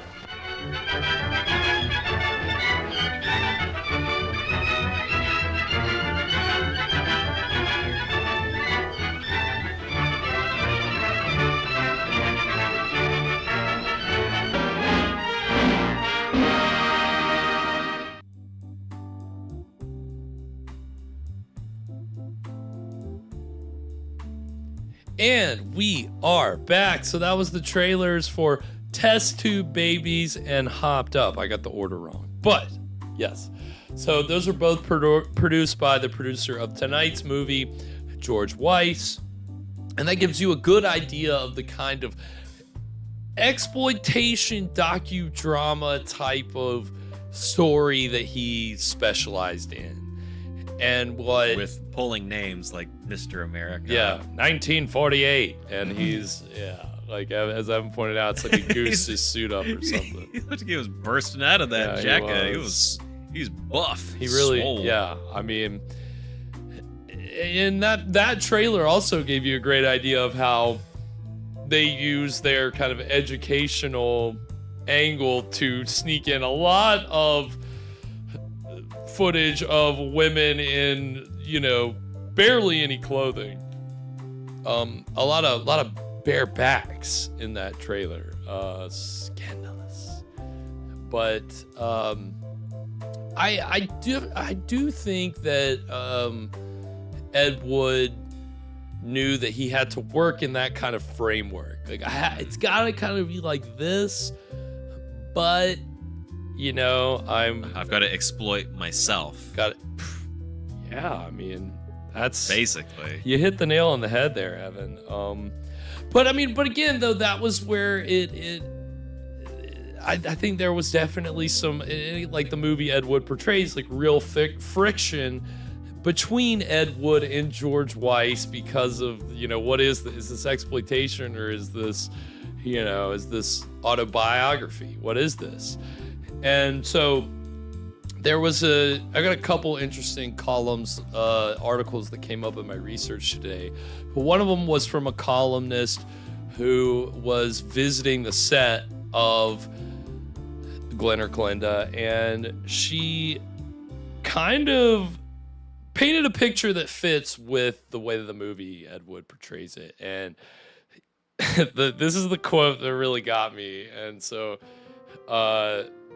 there's, I guess the interviewer or the columnist was interviewing Ed Wood and George Weiss together. And Ed Wood says, "It's a documentary." And this is what the article said. "It's documentary," exclaimed Wood. "We talked to hundreds of people and psychiatrists. We had doctors supervising the operation scene." And then George Weiss says, or then the article says, "We do exploitation pictures," boomed Weiss. They're arguing even in the interview. So they're arguing in the interviews. It's documentary. We talked to all these people. It's very accurate. It's like, no. We do exploitation pictures. Like, so, to me, that like shows you, I would have loved to have been with the two of them trying to like figure out exactly what the heck this movie was actually going to be. And in the middle part of this movie, we will actually see I'll go ahead and warn you, a sequence that Weiss put in completely on his own without the involvement of Ed Wood. And that's the kind of producer that he was. I mean, it's all about, you know, selling the product, and that meant he had final cut. But we'll talk about that. But yeah, a couple other things in that article, the way that Ed Wood describes Lugosi's role. He says that Lugosi plays an all-powerful science god figure. This is almost science fiction. So, you know, again, he's like, what you've seen of Lugosi so far isn't that screaming science god, you know? Yeah, it's screaming something. He's just been kind of waxing poetically, philosophically. But, I mean, is he God? Is that who he's the scientist? Is the scientist God? Is this just the Matrix? It remains to be seen. The article also even refers to Ed Wood as a sort of Orson Welles of low budget pictures. So I think it was someone earlier in the chat called. He was the Orson Welles of crappy films. So even at the time this movie was made, somebody was kind of making that connection. You know, because again, he was writing, directing, and starring in this. So I think that was where the big Orson Welles, Citizen Kane kind of comparisons came in, even at that time, but obviously got carried into the movie Ed Wood, because we all know the way they build that through the movie, up to him actually meeting Orson Welles, which, as far as we know, didn't really happen, but for that arc in the movie, it was good. Yeah, so I thought that article was interesting, but we're getting ready to get into the exciting middle of Glen or Glenda, and basically, we had a lot of setup there in the first part. Yeah, it hasn't quite felt like a movie so much. Well, we've kind of like had frame story within frame story, right? Like, yeah, we just had a lot of screen time devoted to kind of explaining just how all this works, right? And showing Glen when he's Glenda, or showing Glenda, showing other men who are dealing with the same things showing like bits of Glen's like growing up, like and then, you know, in the very beginning, we had the stuff with the inspector and the investigating the death of the I can't remember the name, but Patricia. Patricia, yeah, Patrick and Patricia, right? So there's been all these little stories kind of building on each other, and it feels like we're in a kind of babushka doll. Yeah, it's kind of a nested narrative. Yeah. But we're pretty deeply into Glen's story at this point, and that's where I think we kind of left off. Is all right, Glen's got a problem. So how's he gonna handle it? So I think that's what we're gonna see here in the middle part. So I don't know. Anything before we get into the exciting middle of Glen or Glenda, Evan? So vis-a-vis this movie being kind of both a drama and a PSA, would it be ironic to say that this film has an identity crisis? I think that's actually a great way to put it. Yeah, and I'm interested to see, because we've only seen the first third of this movie. I'm interested to see how that statement ages once we see the second and third part of this movie. All right, well, feature or featurette. On that note, without further ado, we're going to go ahead and get into the exciting middle of Glen or Glenda right now. Soon, she's begun to notice Sears. His nails, his eyes when he looks into a lady's store window. So many of the little things that are hard to hide. Soon she will realize. Then there was the time Barbara was wearing the sweater Glen had always wanted to feel on his own body. It was becoming an obsession to him. He must have. What's the matter, Glen? To be fair, rabbit fur is really soft. I guess I was daydreaming. Something seems to be troubling you. Why don't you tell me? It's nothing. Once, long ago, just after we started going steady together, we promised we'd never lie to each other. Are we gonna start now, just because we're engaged to be married? It's just that... Oh, Barbara, it's nothing that a little sleep won't cure. It's been an awful long day. It's more than that. Come on, tell me, darling. Who knows? Maybe I can help. That's just it, you could. Then something is troubling you. Yes, Do I have a right to know? you have a right to know. But let's just say for the moment that I'm afraid to tell you. I'm afraid I'd lose you. Nothing could be as bad as all that. I love you, and you love me. And nothing in the world can change that. I hope not. I really hope not. Glen, is it another woman? I'm offended.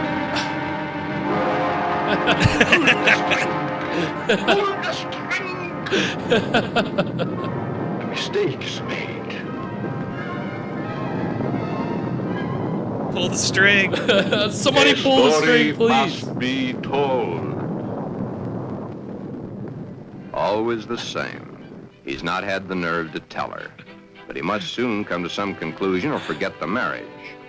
Should he tell Barbara of his Glenda now, before the wedding, or hit her between the eyes with it after, when it might be too late for either of them?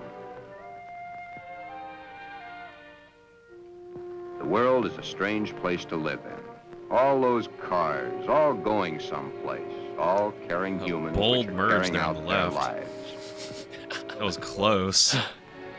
The world is shocked by a person who changed his sex. Glenda is shocked also, but by another reason. Someone like her had the nerve to do something factual about their situation. There are so many problems for Glen and all the other Glens.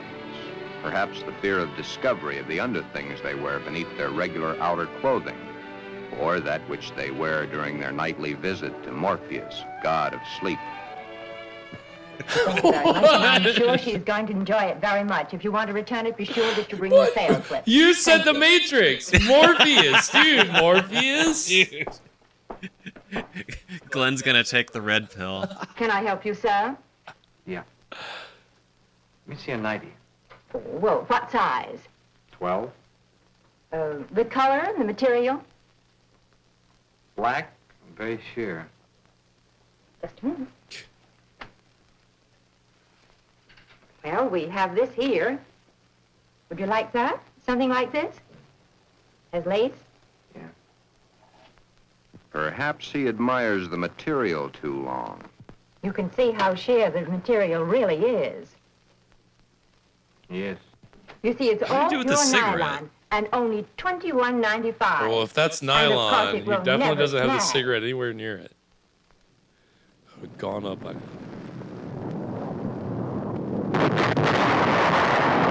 But Glen and Glenda and all the Glens and Glendas have an even bigger problem. There are dozens of us. Dozens!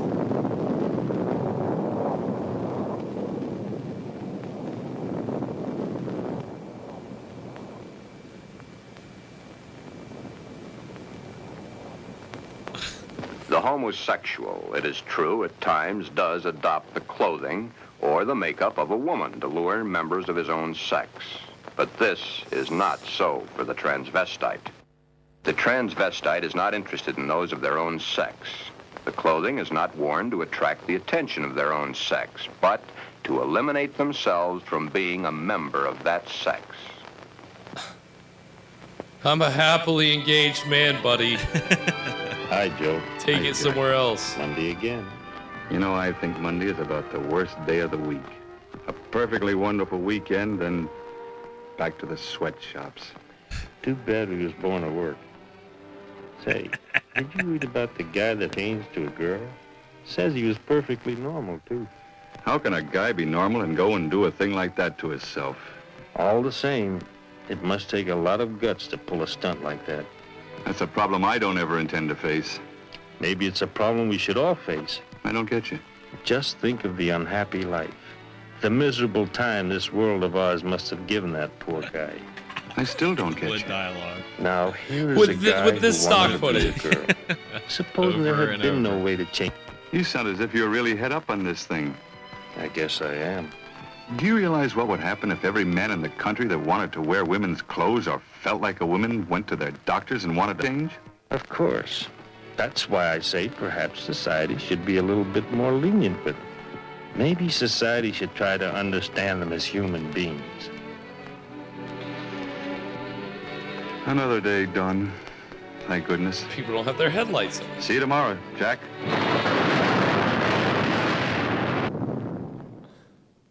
Or is it Jackie?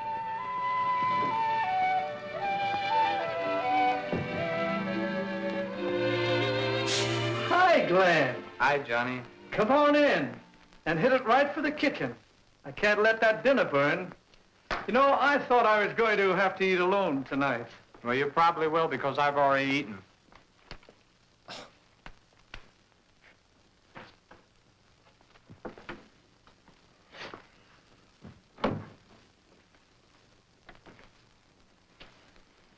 What's up? Nothing much. Say, you really look down in the dumps. I guess I got a problem. Haven't we all? I mean a real problem. One like I've never had to face before. Our whole existence is one big problem after another. I want to get married. You have a problem. When did this all come about? For nearly a year, I've been engaged to a very wonderful girl. Now the time is getting very close to the man with the book. I'm scared to death. You love her? Very much.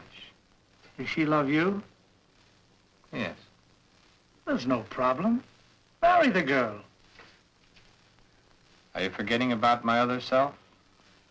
You'll have to tell her, of course. Yeah. I have to tell her. But when? Before? Or after? I think What you did he know just the answer break? to that one yourself. Look like a little fork. My mind's in a muddle. Like in a thick fog. I can't make sense to myself sometimes. I thought I could stop wearing these things. I tried, honestly, I tried. I haven't had a stitch of them on for nearly 2 weeks until tonight. Then I couldn't stand it anymore. I had to put them on or go out of my mind. I'm afraid I'll lose her. I don't want that to happen because I really love her. Okay. Here's a story from fact. Oh my God, this guy's telling a story. He had not too long ago been married himself. He had kept quiet about his transvestite desires in the hopes that the new wife would never discover it. However, one day, the little woman came home unexpectedly an hour early. Little woman.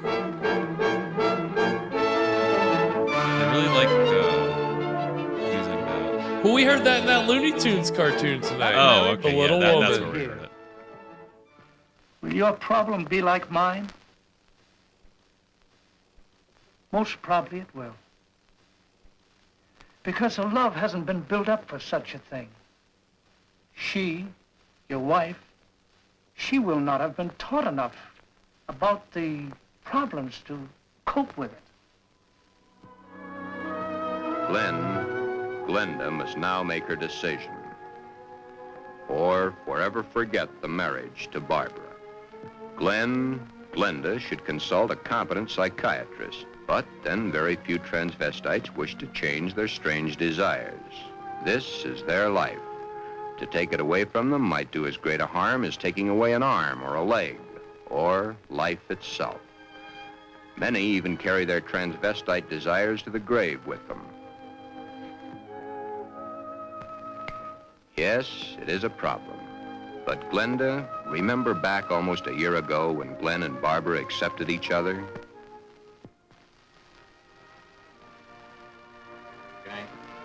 That's the 6th time you've said goodnight. I guess it is. Look. Come on over here a minute. What is it? Never mind, just sit down.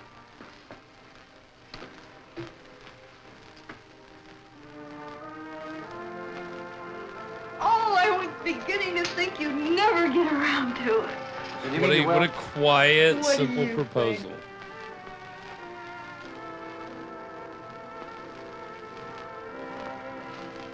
In the living room, I must finish college first. incidental Only music 7 months to playing. go. Well, now that's hardly long enough for you to I get mean, a trousseau together. I kind of think that's the way to go. Keep it simple. Keep it simple. No need to do anything elaborate. If she is okay with that, then Of course, she'll be okay, taught- yeah. Know your What's the partner. If they matter? want something elaborate, then yeah. All of a plan something. sudden, you seem 1,000 miles off. Yes, I guess I was, huh? That's a mighty pretty dress you're wearing Welcome tonight. to Corpse. I wear my Howdy, best to Corpse. please you. Appreciate you popping in. Thank you for the thumbs when you up. look at me, you just tie me in knots. Get some I good love sleep. tight Enjoy knots. your weekend. Thanks for Oh, I'll popping be in. so happy when these next few months are over. Some special reason? Of course. So you can stop kissing me goodbye at the door every night. Yes. So you can hold me close to you always. Yes. Then all you'll have to do is call and close your eyes to feel my lips on yours.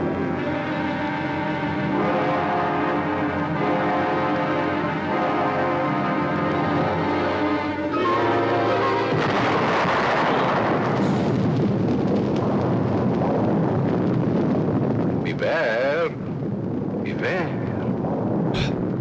Beware of the big green dragon that sits on your doorstep. He eats little boys. Puppy ducktails and big fat snails. Beware. Take care.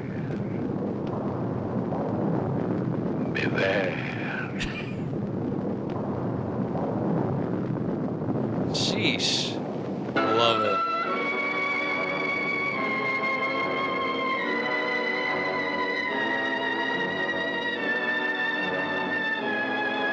Here we go.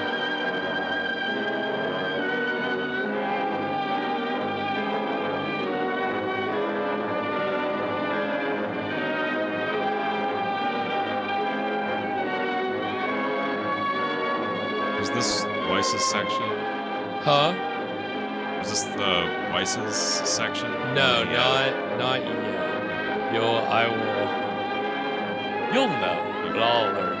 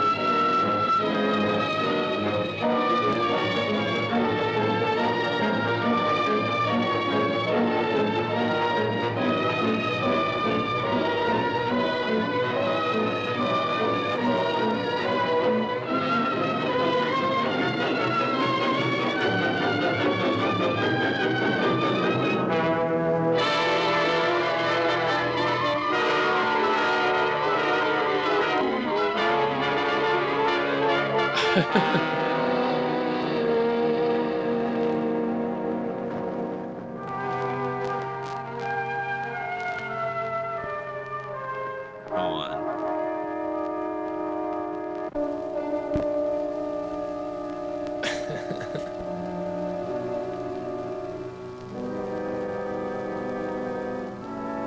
Serial Cinema 1, howdy. Happy Friday to you. Hope you're doing well tonight.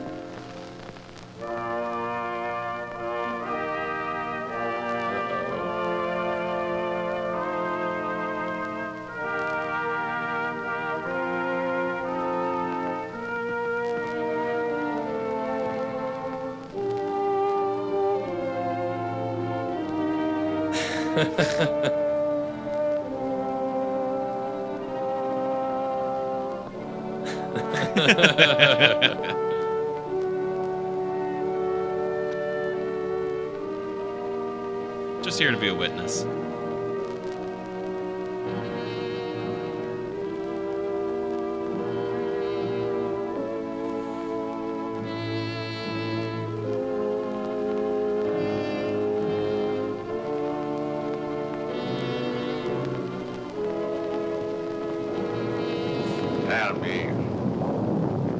Tell me, dragon,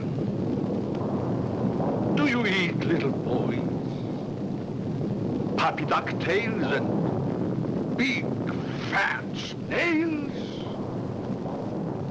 Oh, thank you, Serial Cinema 1. Thank you, Serial. We appreciate that. Means a lot. I love this. I love...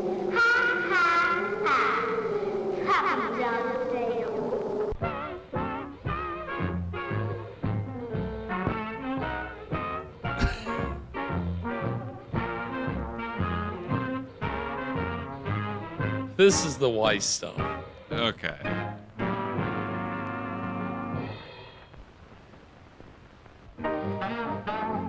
It does seem a little tonally incongruous. Yeah.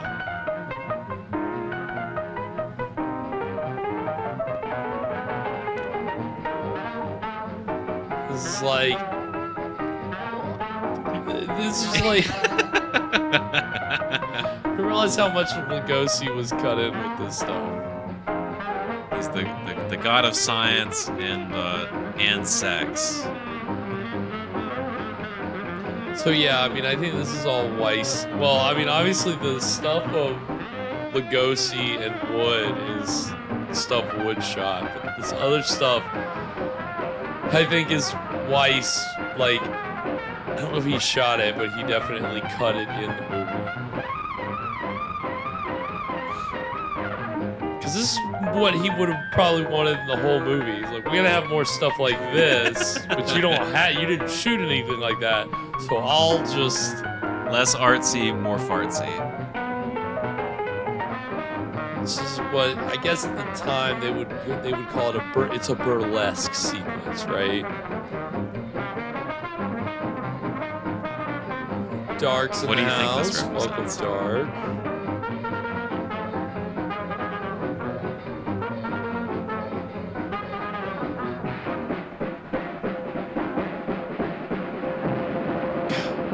Can't imagine how nasty that couch is.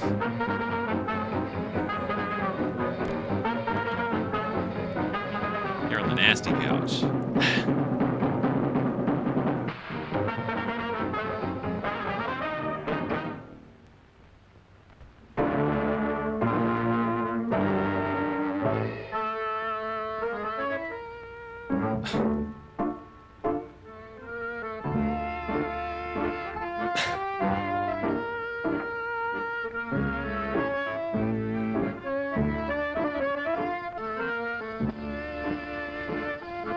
So I think in some versions of this movie, this stuff was cut out, but the producer's cut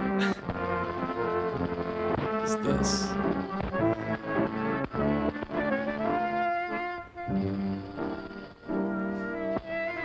Do you think this adds to the film, or? I mean, I don't know. Maybe if the music was different, but the fact that music is It's an interesting choice, music. It's definitely different from what we've had so far. So if the music was a little more creepy, I'd be down for it. But like, what is this, polka? What are we doing?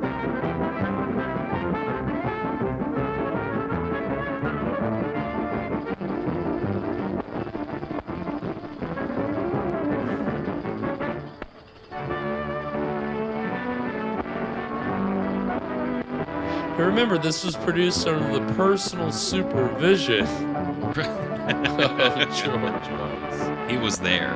He was there.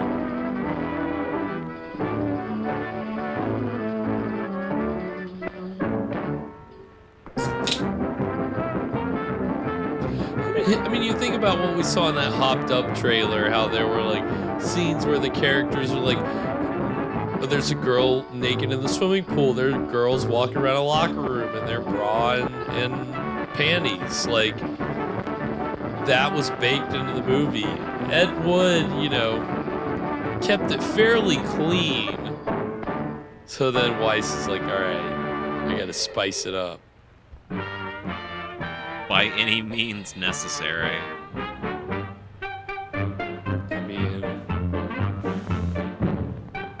I think he said his other goal was to get it to 70 minutes. Okay. So I think that's the other thing too. If it just starts to feel like padding, it's because it definitely is.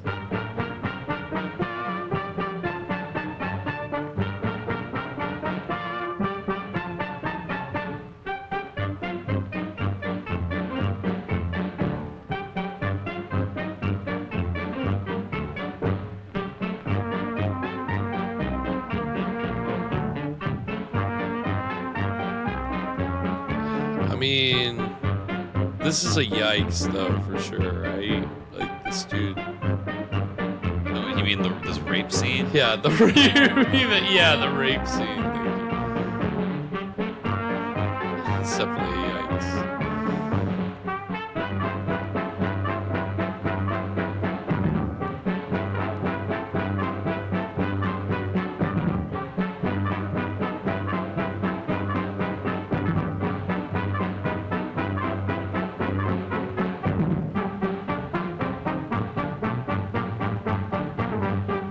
What do you think this represents?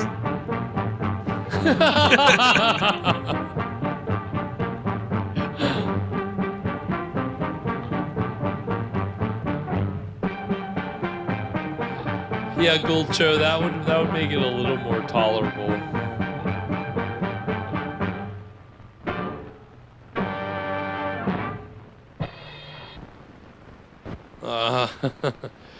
And that is gonna take us to our second break. We're 2/3 of the way through Glen or Glenda. What are we thinking so far, Evan? Gosh, well, what a sequence that was. Wait, it's not still over. going. Okay. It's not over. Great. Okay, yeah, we gotta beef up that Well, runtime.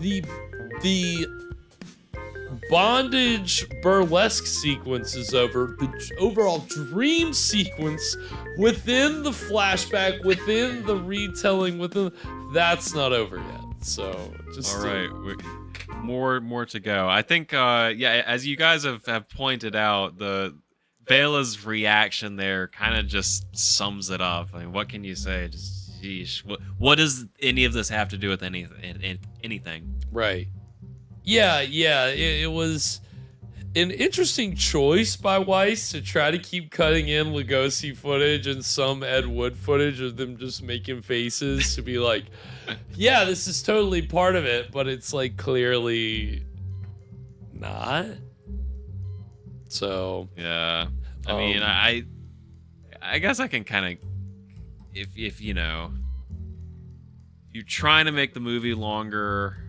I don't really feel like the nature of the conflict has necessarily changed much. Not at least within the Glen and I can't remember his fiance's Barbara. name.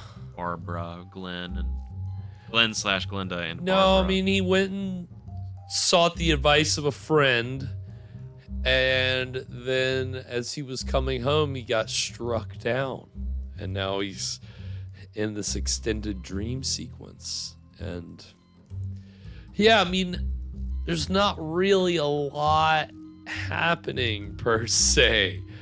And you know, I mean, again, we still, especially at the beginning of that, had a lot of that flowery. Is Bela's character supposed to be Morpheus?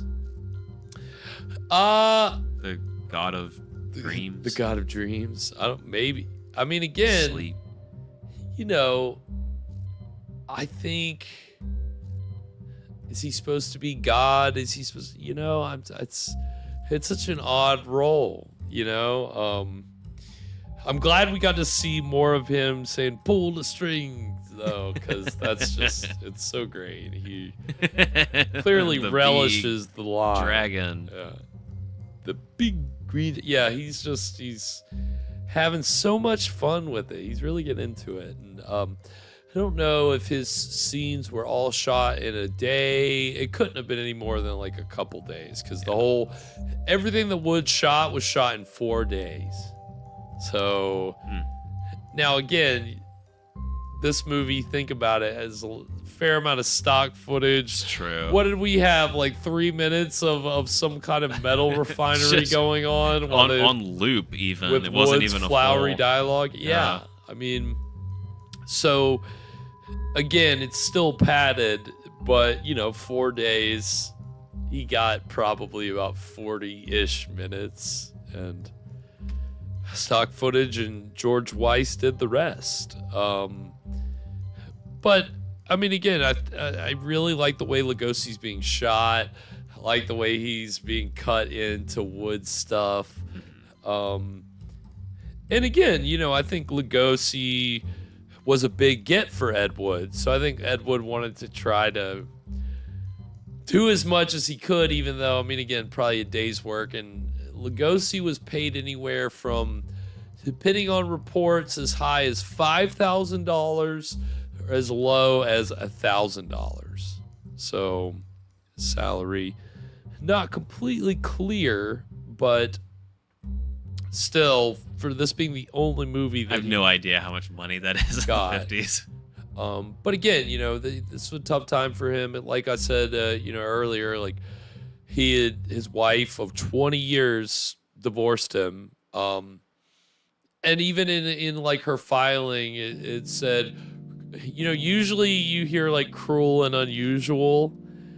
She said cruel and inhuman. Jeez. Which kind of like, doesn't it kind of feel fit for a horror star to like use the word inhuman for them, especially the man who played Dracula? Like, yeah, Inhuman seems a little targeted, doesn't it? Yeah, monstrous. Monstrous. He he lost custody of his son. And I mean, again, I think his morphine addiction was at its height or close to it. I don't think he was drinking at this time, though. So there's that. You gotta give him that. And that comes from an article, an interview he did around Halloween, the year this movie was released. And that's another interesting article where I'm like, I don't even know if that article is like a real interview with him, because he's like surprisingly candid. Like, because he says, like, yeah, my wife divorced me, like, I'm not getting any work, like, they just want to put me in horror roles, like, but he also takes credit for, like, Karloff's career. Like, he's like, yeah, because I didn't take Frankenstein because of the makeup and the lack of dialogue. I like told my doctor to tell them it was bad for my health, so I couldn't do it. So Karloff got it, and it made him a big star. So it was competition for me, and it just seemed weird, like for Lugosi to like kind of say that kind of stuff. But he also said that he was getting ready for some future projects, which were all Ed Wood related projects. The Ghoul Goes West, The Vampire's Tomb, and The Atomic Monster, which was the only one that actually was realized, and that was what eventually became Bride of the Monster. So, at the very least, there was something there. Yeah. But it was kind of a sad, kind of a like low point for him. And I guess it was 2 years after this is when he like voluntarily committed himself to rehab to get clean for, his morphine addiction. And he did, but he didn't live too much longer after that. So, I think this is probably Wood making pretty good use of Lugosi for what he's got, for the resources at his disposal. Yeah, I mean, I think even if not all, his character, like nothing much comes of it, it's just kind of tacked on. I would definitely miss it if he wasn't in the movie. Right. Yeah. If you edited it out, would it change that much? Maybe not, but I think it adds something though weird. Lugosi's presence is just weird. It's surreal, and Alana makes a really good point. I thought this earlier. I forgot to mention it, but I am getting major Eraserhead vibes from this movie and certain with the Lugosi stuff. And thank you, Alana, for mentioning Bela and David Lynch, because that is another fact that came up in my research for this. You'll find it on the IMDb page. You'll find it on the Wikipedia page for this movie. This was apparently one of David Lynch's favorite movies. I could not find an exact quote from David Lynch, anything to verify that he ever said that. But apparently, you maybe noticed it. There's like a wind sound effect that's been playing sometimes. Yeah. And apparently David Lynch uses that same sound effect in Eraserhead.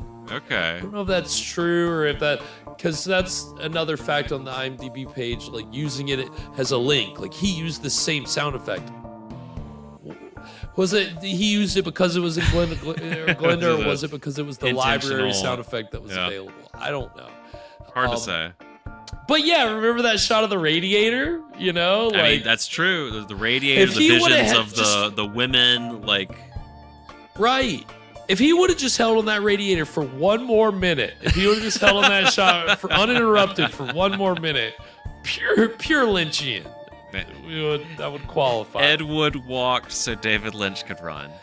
Well, I mean, again, we're not done with the dream sequence. Yeah, so we're going to continue this, gonna see if we can make that connection. But it is an interesting, again, we're going to talk more about the kind of future influence of this movie, because it certainly did, as Ed Wood got renewed recognition, so too did his movies, and this movie kind of got propped up initially, and then it kind of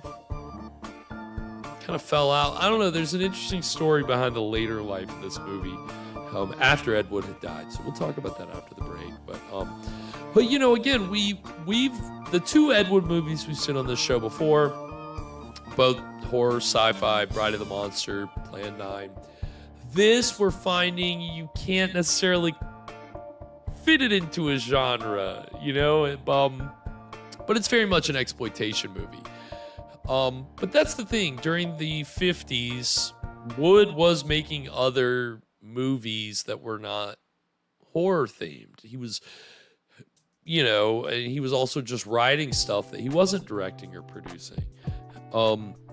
So the trailers that we're going to see during the break are for some Ed Wood movies that came out in the years after tonight's movie. The first, it's got a lot of the same cast as tonight's movie, actually. Dolores Fuller, Ed Wood's girlfriend. The actor playing our inspector character, who we haven't seen since the beginning of the movie, that's actually Lyle Talbot, who we've seen a good number of times on this show. He was in Plan 9 from Outer Space playing a general, but we've seen him in The 13th Guest. We saw him in Mystery of the Riverboat. He's one of the, not like one of the main bad guys, but like one of the gangster guys that's like in the hotel, and he's just kind of lurking in the background the whole time. He's the narrator in Mesa of Lost Women. We've seen him a few times, but he was in the movie that Wood did after this, which is entitled Jailbait. And it's more of a noir story about a criminal who takes a plastic surgeon like hostage, or gets a plastic surgeon to like change his face while he's trying to elude the authorities. That's also got Timothy Farrell, who's playing the doctor and the narrator of tonight's movie. He's in Jailbait as well. And it's supposed to have kind of like a twist at the end, like when he takes the bandages off, like kind of the marketing material for like DVD and home video releases frames it as like a Twilight Zone level twist. Well, Twilight Zone already did the take the bandages. I know. Well, but this was before that. Okay. This was 1954. Who ripped off who? That's a good question. The other trailer we're going to see is for a movie that Wood wrote, and he was uncredited on it. He was not, his name didn't appear in the credits, but it's for a 1956 juvenile delinquent film entitled The Violent Years. And I think it was actually a pretty big hit, like did really well at the box office. Better than any of Ed Wood's like movies that he made himself. And he actually tried to make a juvenile delinquent movie with the producer of tonight's film, George Weiss, but like a few days into the project, like Weiss like pulled out. Like I don't know what happened or what went down. Some of the footage, I think there was about 10 minutes of footage that got released later on, like in the 90s. But again, that was another kind of popular exploitation thing, especially after Rebel Without a Cause and James Dean, the whole juvenile delinquent kind of bad teen movie. I mean, Roger Corman did a fair amount of those too. It was a tried and true exploitation story. And so we're going to see the trailers for these two Ed Wood projects. And then when we come back, we're going to get into the exciting conclusion of Glen or Glenda, our season 18 finale. So stick around. We'll be right back.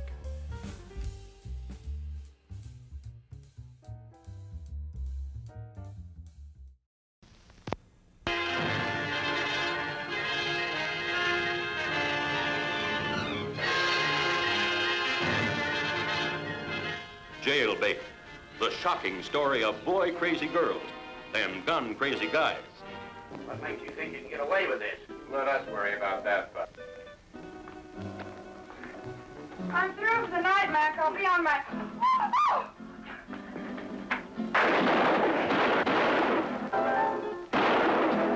The most feared of our modern underworld. Men who hate the law and abuse even those they love. So what's with him? He shot his first cop.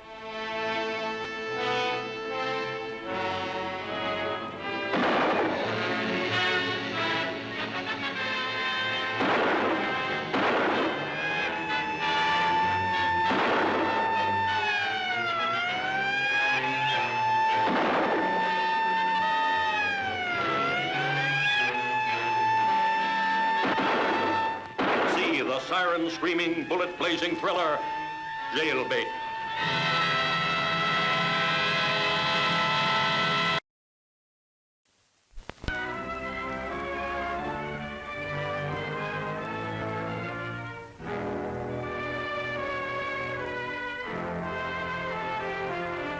Why would one pay just to have schools wrecked? That's none of your business or mine. I have the connection. And besides, there'll be a great thrill behind this move. And don't worry if a few flags get destroyed in the process. Let's just say it's part of a well-organized foreign plan. Yes, do you want Mama giving you a birthday gift? Hmm?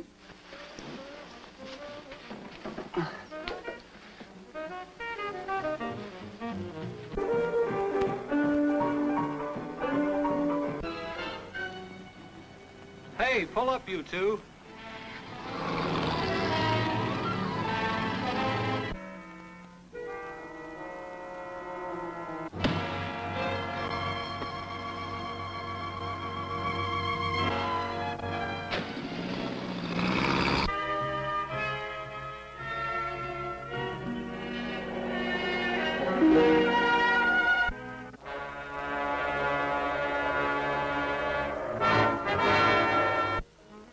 How old are you, punk? Over 21. Well, that's old enough.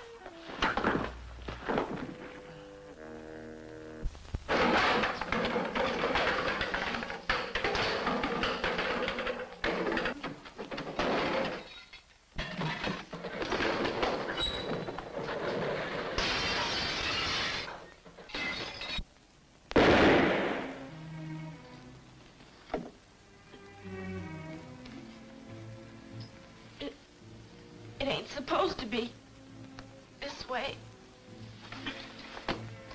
Keep away from that phone. I killed a policeman tonight. A cop? Yeah, a cop.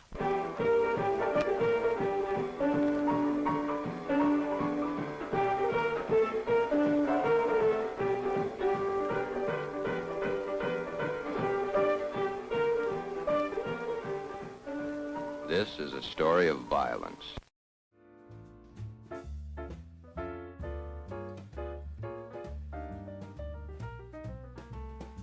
And we are back. So that was the trailers for Jailbait and The Violent Years. Violent Years. Thank you, Evan. Evan with the save. Thank you with the assist. Thank you, Evan. The Violent Years. Swish. Swish. Thank you, Evan. No, I appreciate it. Do it again, Evan. They didn't see it. They didn't see the swish. There we go. Thank you. Thank you. Thank you. Yeah. So obviously Ed Wood had established himself enough after this movie to, you know, at least be able to direct, you know, a couple other movies and then write movies that then other people were able to get produced and made. And Yeah, how was the reception for tonight's film? Do we want to save that for the end, or What do you think? I mean, we could save it. I mean, again, what I'll tell you is that... Well, I guess... I can talk about the release a little bit, which is, to say that, like a lot of exploitation films, it was kind of released across the country at different times under different titles. So you had it under, again, not just Glen or Glenda, but I Changed My Sex. So they got to use those posters. They did. He was not going to not use those posters. He or She, I Led Two Lives, Transvestite apparently was an early title in production. That there was some publicity article that I came across today that was talking about Lugosi being cast in the movie, and that the title of it was Transvestite. Lugosi, so god Lugosi, of transvestites. yeah, playing a god in Transvestite. It was wild to see that article. But you never know if you can trust those publicity articles from back then. Like, did they actually interview these people, or are they just coming up with salacious stuff that they think sounds interesting? And it was one of those articles that I read Lugosi talking about being in AA around this time. And so, again, good. I'm good for him, but, that wasn't doing anything about the morphine, But I guess that meant no Boilermakers for Lugosi. Do you think when he went to AA, somebody asked him to do the line? Oh, all the time. At every meeting, I'm sure. Have a new person rule, they got to hear it, You got him there, My name's Bela, and I never drink wine. All right, that'll be $5. I mean, again... at least he got paid something for this. But I mean, where we left off, we were in the middle of a dream sequence. Glen is struggling with getting married to Barbara, but not telling her that he's a cross-dresser. And the parlance of those times, the word they were using was transvestite. Of course, clinical term then, outdated term now, but you get the picture. He's a perfectly straight man that just feels comfortable wearing women's clothes, but he hasn't told his fiance. So will he tell her? Will he not tell her? Is this dream gonna terrify him into telling the truth? I don't know. Let's see. And yeah, we really just ended off with a totally unrelated burlesque bondage sequence, and rape sequence, I guess. Unfortunately, yeah, kind of a sexy couch / rape scene sequence. Yeah, and that was, obviously we know that Wood kind of descended more into softcore than hardcore pornography later in his career in the 60s and 70s, but the producer George Weiss, he kind of had some success in the 60s with some sexploitation films that were known as roughies. And I think in our chat, some of you guys have already alluded to his the Olga series, which started with Olga's House of Shame. Gives you any hint of what kind of movie that is. And there was a few Olga movies that I guess were big hits. And he was a mentor to the Finlays, who were the couple that made, they weren't a couple when they made Shriek of the Mutilated, but Shriek of the Mutilated, that Yeti movie in New York that we didn't watch. Right, yeah, they bring the Yeti into New York. So yeah, I mean, he certainly, clearly continued that couch stuff, because that's, I think, a lot of what the Olga stuff is just a lot of it's setting the camera up in front of a very static set and just letting them go. And he tried to make it fit, putting in the Lugosi reaction shots. So give him some credit, I guess. But we're done with that. That's behind us now. We should be solely closing out the story of Glenn, and then they're gonna shoehorn in a sex change story in the very last little bit, so that the one title makes sense. And if we haven't conflated all of this enough, then let's throw this in there. So, anything before we get into the exciting conclusion of our season 18 finale, Glen or Glenda? Evan. Yeah, when in this dream sequence do we get the weird little slug things? Great question. I think you gotta look very carefully. Yeah, in the radiator. Bingo. On that note, without further ado, we're going to go ahead and get into the exciting conclusion of Glen or Glenda, our Summer of Schlock season finale, right now.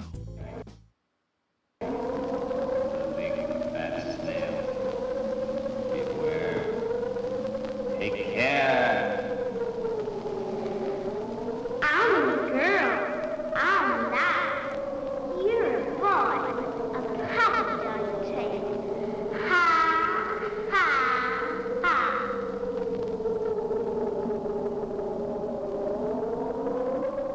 Everything Got a light.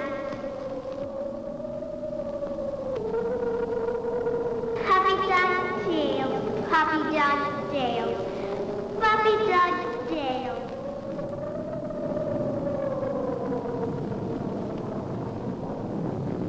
I'm a girl. I'm not. Everything right. Everything right. Ha ha ha. Puppy dog tail.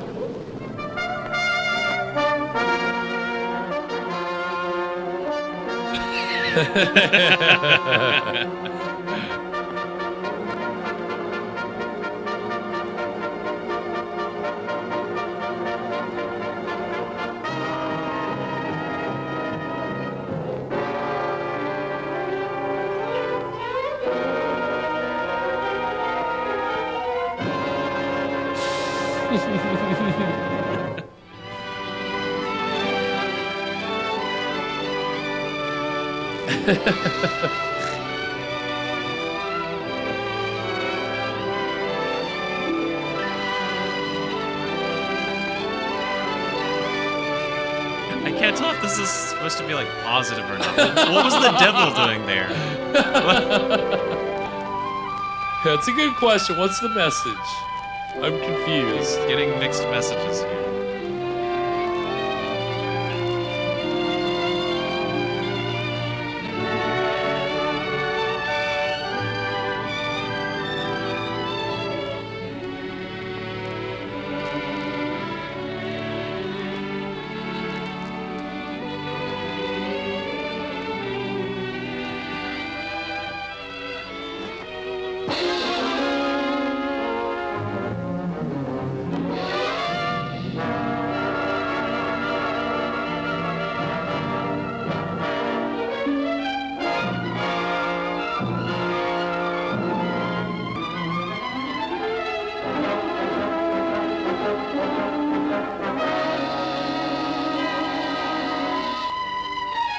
Waiting for it to change to the devil. You said this wasn't horror. Does the devil make it horror? Does Lugosi's God make it horror? Well, they're wearing the same thing. This is not going to go well. One of them has to change.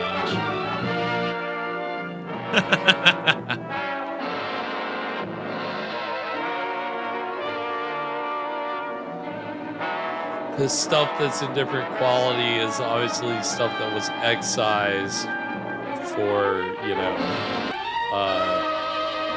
not violating the code, but, you know, I guess, kind of censorship.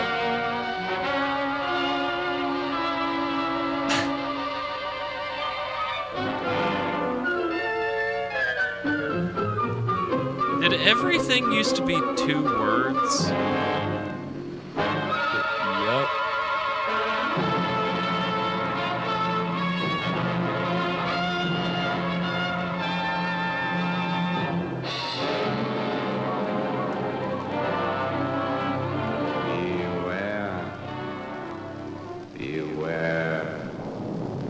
Beware of the big green dragon that sits on your doorstep. He eats little boys, puppy dog tails, and big fat snails. Beware, take care. Beware.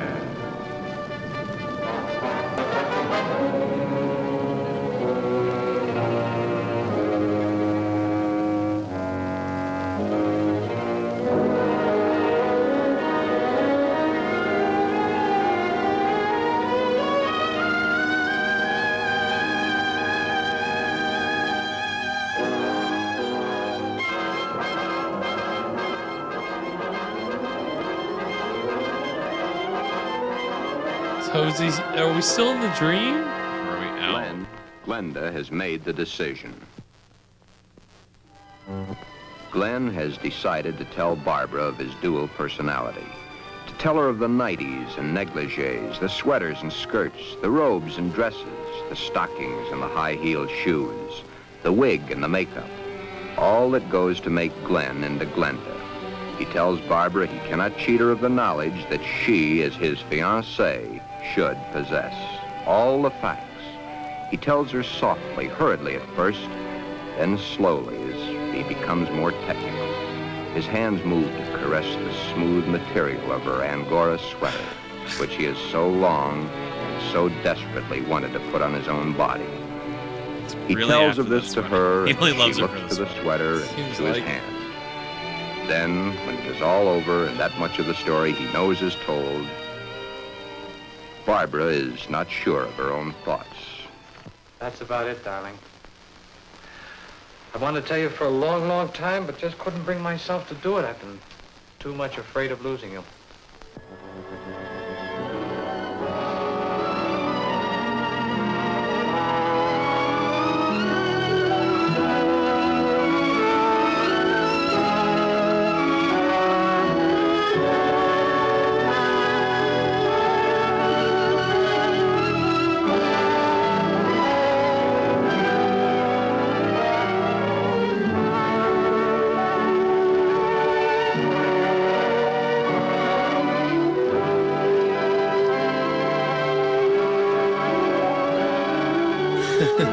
Get out of here. Shoot.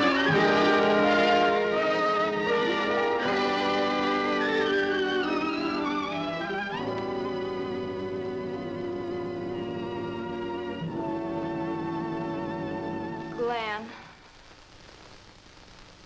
I don't fully understand this, but maybe together we can work it out.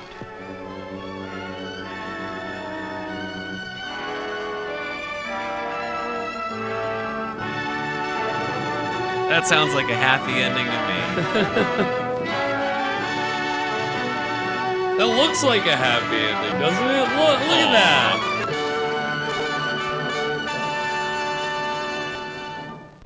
End of the movie. Is that the end of the story?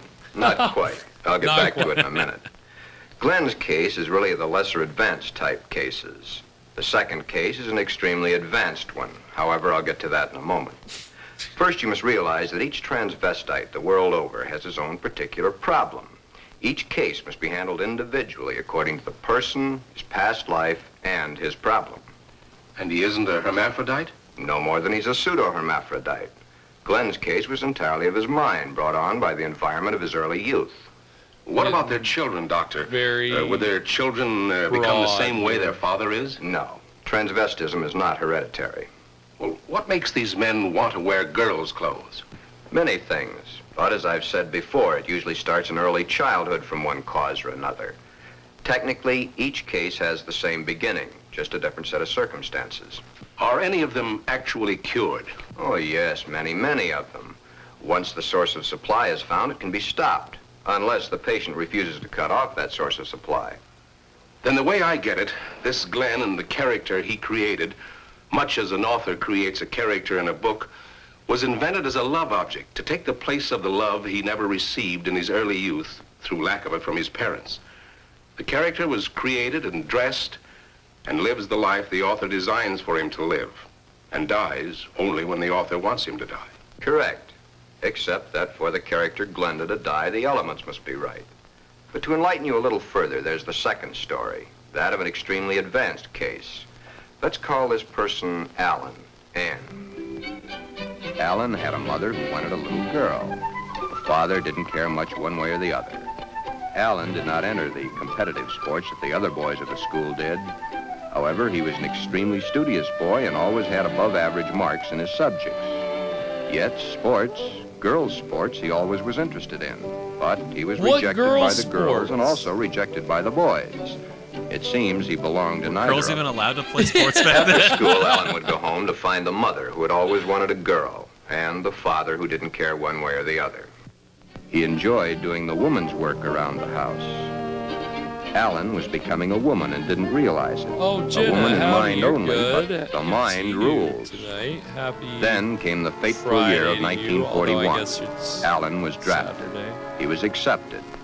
In the Army, he successfully passed his vigorous training. He did not like it, but then there were the weekends for his particular diversions. On his weekend passes, he would go to the nearest town where he had a suitcase checked in a public locker. Did Ed Wood write this part too? In the suitcase, he had the things he loved to wear, so. that which made his body appear to be what his mind believed it was. Then the day of embarkation came. But wherever Alan went, the suitcase was sure to go. I mean, this, was kind of an experience that Wood claimed to have had, that he wore women's clothes and undergarments underneath his uniform whenever he was parachuting. He had a lot of crazy claims like that I don't know if are actually true. Not standard that shit. Yeah, no. Definitely not.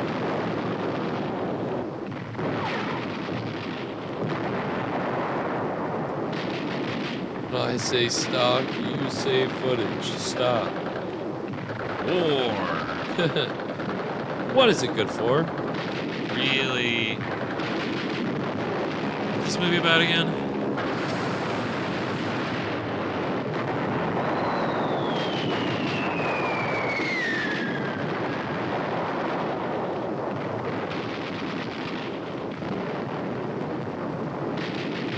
Thanks for tuning in, Jenna. Heading over to TDR's Hangouts. TDR's got some good movies lined up this weekend. As quickly as it had begun, the war was over. Alan came home. Alan had learned all the terms directed at men like himself, but no one had found out his aversion. He was honorably discharged from the service at the end of the war. He'd received the Silver Star and the Bronze Star for gallantry in action. While he was in an Army hospital recuperating from a wound he had received in New Guinea, he learned a very interesting fact. He learned that foreign doctors were doing marvelous work with a sex change, man to woman, woman to man. Shortly after his separation from service, Alan came to me for advice. There followed many long sessions with my clinical reports and the reports of eminent doctors. It had been found that Alan was really a pseudo-hermaphrodite. A hermaphrodite is one who has the organs of both the male and female in plain sight. A pseudo-hermaphrodite is one who has one perfectly formed organ of either sex and one imperfectly formed one that's difficult to detect. Alan was of the latter. It's like a floating appendix. Alan was then given his choice. That which nature had given him was a mistake. It was up to us to correct that mistake one way or the other. Alan had to Joe decide Cola, whether is he that wanted to become a man the or killer she wanted to baby become a It's woman. Alive and Both not were the completely roadside possible. dinosaur Small monster It's boned, Alive? fair of complexion, his hair thin like a woman's, his body slim, hips slightly girlish. It was easy to see his decision, along with the fact that he had been brought up from early childhood to believe that a woman was the thing to be. Alan decided to become a woman. This, after all the help I could give him, was only the beginning. During the following 2 years, he was to go through the tortures of the damned. But never was there a whimper from him, because he knew that at the end of it all, he would at last be that which he had always dreamed. Hundreds of hormone shots were injected into various parts of his body. Alan's face was worked on with plastic surgery to smooth out the female elements. Long, tedious hours of work. The big day, or the starting of many big days, for it was to take many. The series of operations are performed slowly and at intervals to prevent any unnecessary shock to the nervous system. Still, the hormone shots continue, day after day, week after week, month after month. And even then, when the operation is over, the sex is changed, the shots must continue as long as Alan lives.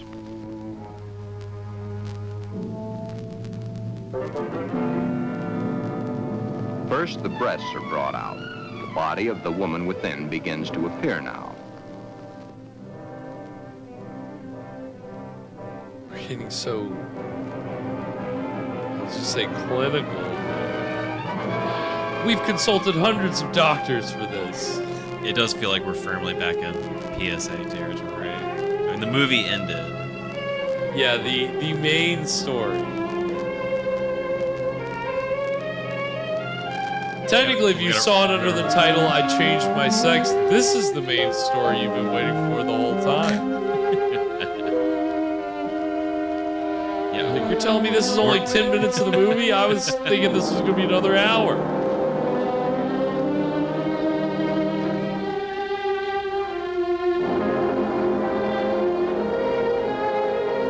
Then comes the major surgery, the removal of the man and the formation of the woman.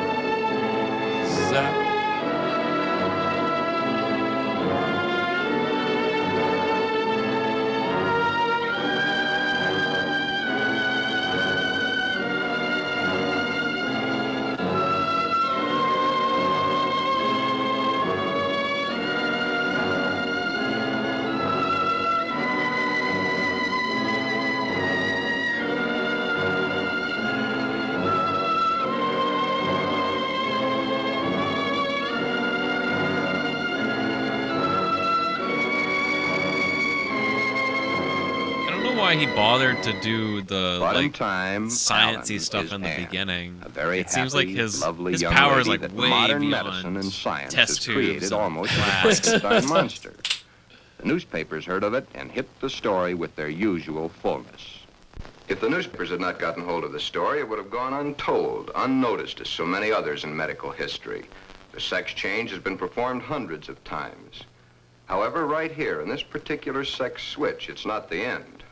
Acting the woman and being the woman are two entirely different things. Alan had all his life acted the part of the woman. Now he is that woman and must learn how it's done. Anne must learn how to do her own hair, how to make the correct styling for her facial contours. The proper walk must be adopted. A lady is a lady, whatever the case may be. Continuing my own psychiatric treatment, it was my duty now to explain to Anne the duty of a woman in her... Doctorly Alan, duty course, to known give the his man's, patient but a he was soon cigarette. to realize he knew very little about a woman's. Yet, through it all, Anne loved She's got to every learn how minute. to smoke like a woman. Anne was indeed meant to be a woman, and now that the sex change had been completed, Anne was a very happy woman, and a woman who was eager to learn, and now was accepted by society. Good A for woman her. born at the age of 24, in a world that for 24 years she had seen as a man, but a woman who now would, and was properly instructed in how to accept, a woman's world. Thus, this case, which has a happy ending, is due entirely to the corrections made by medical science. I've had several such cases. In fact, in my 20 years of practice, I've been prominent in 7. However, my colleagues have had hundreds. Then you believe that the Glen of the first story should have the sex change? In Glen's case, no. No, indeed. Glen would never be happy with a sex change. The Alan of your story ended happy? I'll tell it to you exactly as I told it to them. Shortly after Glen told Barbara of his love for girls' clothing, he started treatments with me. On the last treatment, both he and Barbara came to me. I told him the same story of Alan, Anne, as I've told it to you, Inspector. Anne was a pseudo-hermaphrodite. Even though one of the sexes was imperfect, she had the organs and the characteristics of both the male and female. Glen's case is an entirely different type of case. Remember I said, no matter what the case, it's a different thing. A new problem to be looked into, then solved. A new challenge to the psychoanalysis. Glen's body holds only one sex, that of the male. In all our talks, I've learned these pertinent facts. Glen's father had no love for his son. His father wanted Glen to be a football hero or a baseball player. Now I think Ed Wood's so actually that he could brag to his cronies down at the corner saloon as his cronies bragged to him about their own sons. Thus, the ruse of Glen's fictitious character. He invented it when he could find no love from his mother and no love from his father. His mother had hated her own father. Glen reminded her of her father. Therefore, she gave all her affection, love, and attention to her daughter. Glen then decided also to become a daughter. Glen, you can kill this fictitious character of yours anytime you wish. For your happy ending, it's the only way. Then you think I can kill this second character by transferring her qualities to Barbara? Exactly. But as the author and his character, the elements How did we must be get right. here? What? It's up to you, Barbara. You must take the place, give the love, and accept the facts that Glenda has always accepted. If you love each other as you now believe you do, well, it'll be a hard job, but you'll enjoy doing the job. Should I let him continue to wear girls' clothing? Or should I put my foot down? If you put your foot down, you'd only go behind closed doors. Love is the only answer. Glenda must be transferred to you. Supposing Glen never gets over wearing girls' clothing. Would it matter to you very much? Isn't that the whole thing with him, I though? love Glen. I'll do everything I can to make him happy. I guess not. I guess the Glenda character is the manifestation. So yeah, it seems like we're dealing with two different things here. It does.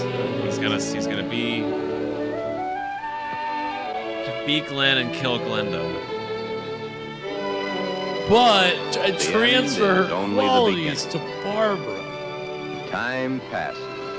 Soon, due to a happily married life, the remembrance of the psychiatric treatments, and Barbara's love and understanding, Glenda begins to disappear forever from Glen. Glen has found his mother, his little sister, his wife, and his Glenda, all in one lovely package. Thus, Glen's case has a happy conclusion. I get the sentiment, but... Therefore, two entirely different cases, handled in two entirely different ways, have a happy ending. Yeah, those two. But what of the hundreds of other less fortunate Glens? The world over. Look to the camera.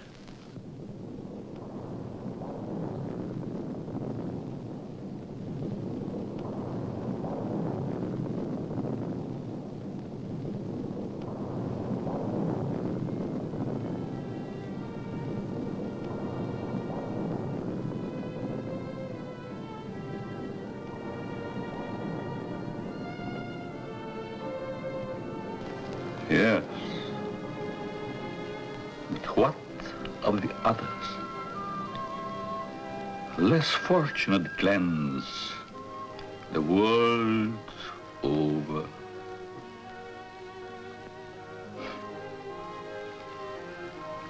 Oh, snips and snails and puppy dog tails.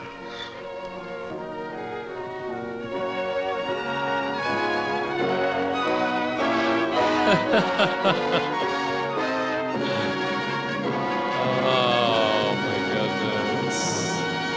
Yes, that was Glen or Glenda. What did we think, Evan? Man, wild movie. I I think I really didn't know what to expect going into it, but I'll say after you having seen it now, it wasn't necessarily like it wasn't not what I expected. So it fulfilled your expectations. Yeah. I mean, and you know, in a good way for the most part, because I was afraid that this would be, even though, you know, Ed Wood it's his thing. He's kind of exploiting himself. I was a little afraid, like, you know, this was gonna. I don't know, that there's potential that this could be portraying things in a not so favorable light, but I thought that this was a very fair, like, very heartfelt. I mean, it had a happy ending. It did, and yeah, everybody it really seemed, it all kind of worked out in the end. It does. I mean, it keeps things totally cool for the Glenn character in terms of, well, you know what? He may never stop wearing dresses and all that stuff. Would it really matter? Would it really be that big of a deal? If you love each other, it shouldn't matter. Like, you know what? You're right.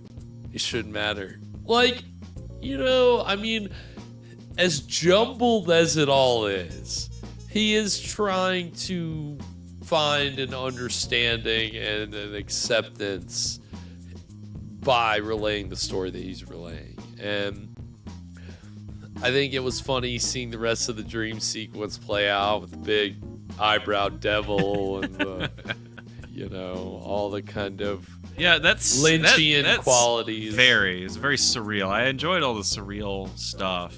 Yeah, I mean, you can't, like, know that a movie like this is gonna have that, you know? And, like, the Lugosi's whole role really is a surreal kind of, you know, to be a god character in this, what's kind of is like a little bit of a pseudo documentary, you know, a pseudo autobiography, like all the stuff wrapped in this detective narrative frame story. I mean, it's just there's so much going on, but yeah, I mean, yeah, since it's your first time watching it, yeah, I was curious to know how it compared to your expectations. So I'm glad to know that it lived up to them.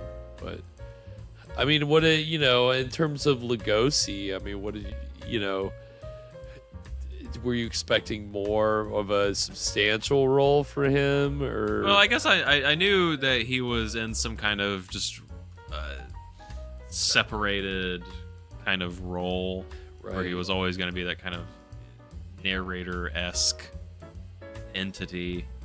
I mean, I'm pretty satisfied with what got out of Lugosi. Got him flexing his muscles, doing his stuff.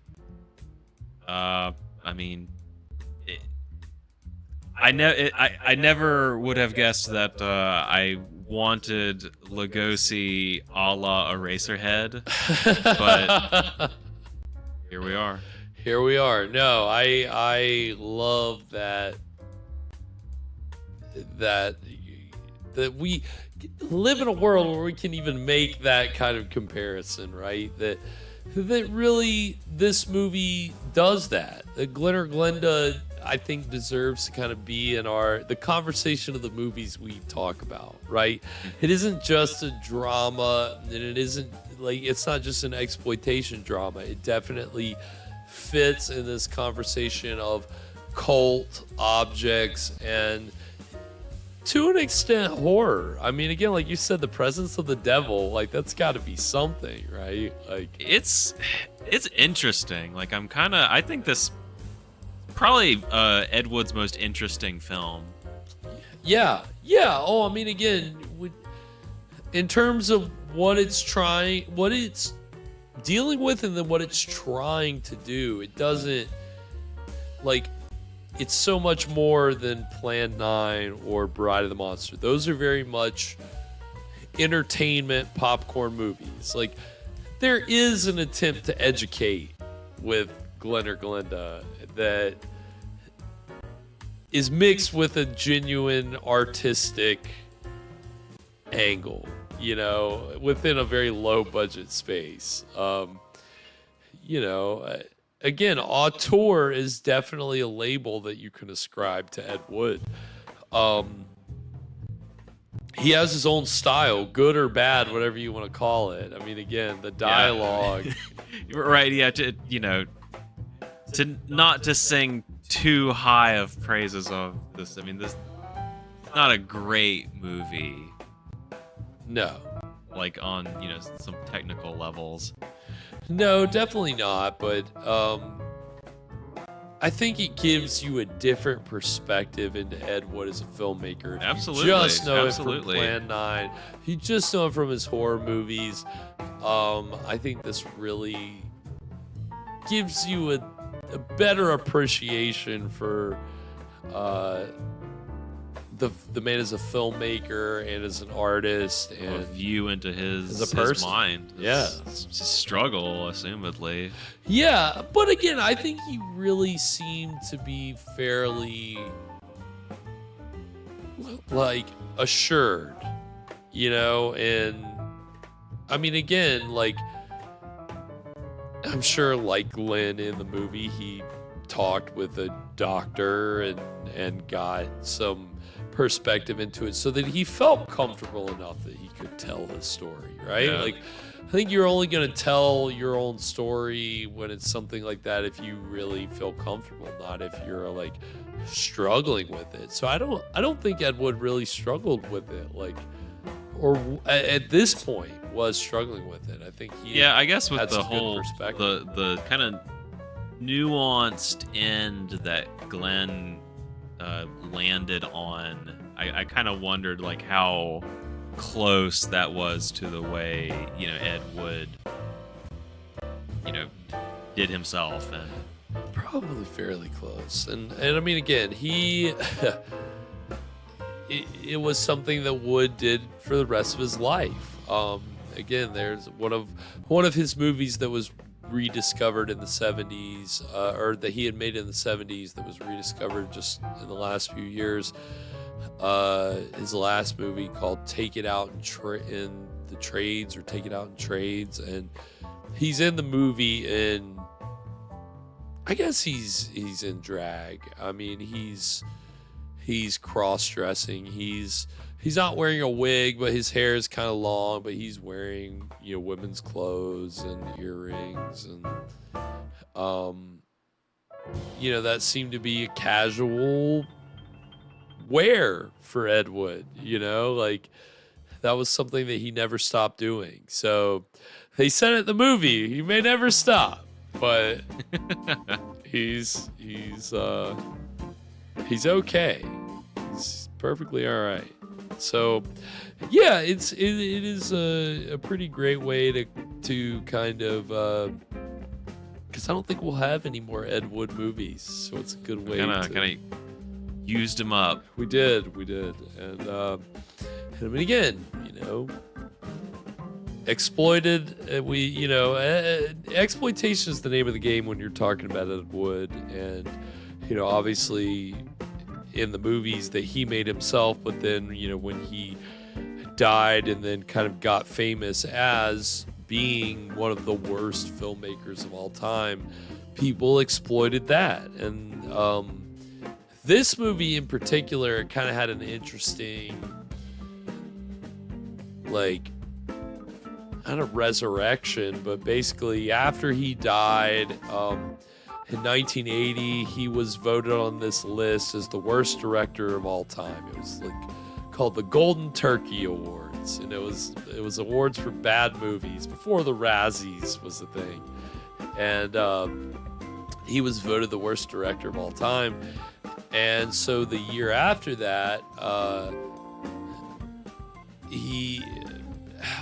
don't really know how it happened, but basically Paramount Pictures, executives at Paramount Pictures, I don't know if they saw that and they realized, oh, well, maybe, you know, this is a cult filmmaker. Maybe, you know, getting one of his films, we could get some cult cachet out of it. But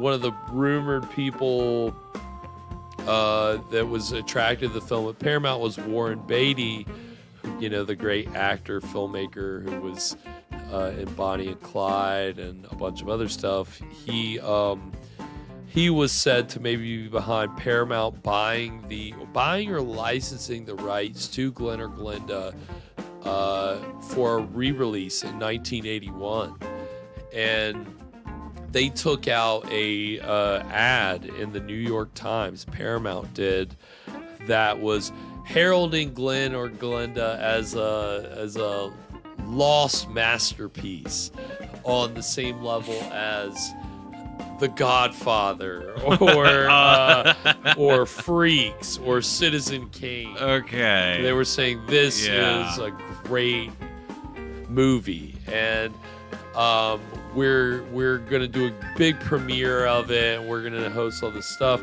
Well, the premiere of their reissue was, in that ad, was April 1st. So people were wondering, well, is this all a big joke? Why did they do this? Did they do this because they really believe this, like that there's some cachet to this movie, or were they just like doing it as a joke? Well, right before the movie was supposed to premiere, Paramount canceled the premiere screening, and they said it was because of the attempted assassination of Ronald Reagan, which happened like shortly before the screening was supposed to occur. So that was the reason for canceling it. And then they did a smaller release, like limited re-release for it, and it did not do well. And it was a thing that I think at least one executive was on record, like someone interviewed him, like, yeah, like one executive like had the idea, that he left, and I thought it was a good idea, so we went for it, but it didn't earn any money. It lost money. But it's not really clear why Paramount tried to get, their hands on this Ed Wood movie. They did renew it, but it's not clear. Paramount renewed it, but then Wade Williams claimed that he has the rights. He's the guy that has the other Ed Wood movies, or has claimed the rights to the other Ed Wood movies, and it just seems to kind of be a stalemate to where it's considered to be public domain. And I think maybe cuts of this movie, maybe they didn't have a copyright notice. I don't know, but it's considered to be public domain. Even though it was renewed by Paramount, of all people. But even reviews, when they re-released it, critics were savaged it. They were not kind to it. They said, one reviewer said Paramount hasn't resurrected this movie so much as disinterred it. And Leonard Maltin called it the worst movie of all time. Leonard Maltin hated it. So it's only been within the last few decades, the last couple decades, that it's had a little bit more of a reappraisal. Yeah, and not a film for the Reagan years, I guess. No, definitely not. Now, we can look and say, wow, okay, it's getting at something. And again, definitely ahead of its time. So that's Glen or Glenda. Yeah, and I'm it's glad. messy, but it's an interesting movie. It is interesting, and it is Ed Wood at his finest, and I just love seeing Lugosi play like a god character. It's just a cool concept. I love it. Think of all the Lugosi movies that we've seen on the show, the different roles, and certainly the times where his presence has been squandered, where he's playing a butler or someone that's just kind of around the periphery. It's nice. I mean, yeah, he's on the periphery here, but he does feel like he's presiding over the whole thing, right? I mean, like the last line, it's like we said it's kind of a happy ending, but really what it actually ends with is kind of haunting. He what about everybody else, all the other Glens? That's actually a great point. And we open with the suicide, so it's kind of what we're getting at. And that's actually a great point too. I think it's easy to forget the just how much ground this movie covers. It's easy to forget it opens with the suicide and so yeah, it really does touch on a lot. Like it's one to ponder for sure. And I think it was a great way to end our season. I think you could qualify it as schlock, but it's arty schlock. Yeah. You know? There's definitely an art to it. So it's got a heart. Yeah, schlock with heart. Schlock with a heart of gold. Schlock with a heart of gold. Yes. Yes. So that is season 18. That is the Summer of Schlock. Another one in the books, and really appreciate everybody that has tuned in tonight and supported us all summer long. It's been a great summer. It really has, hasn't it? It's been so nice. We've done a little bit of globe trotting. We've had some monsters. We've had some psychos, and bring it all back around with some Bela Lugosi like we always do. And it's nice to kind of send the summer off right. Now we're going to get into a little bit of a break.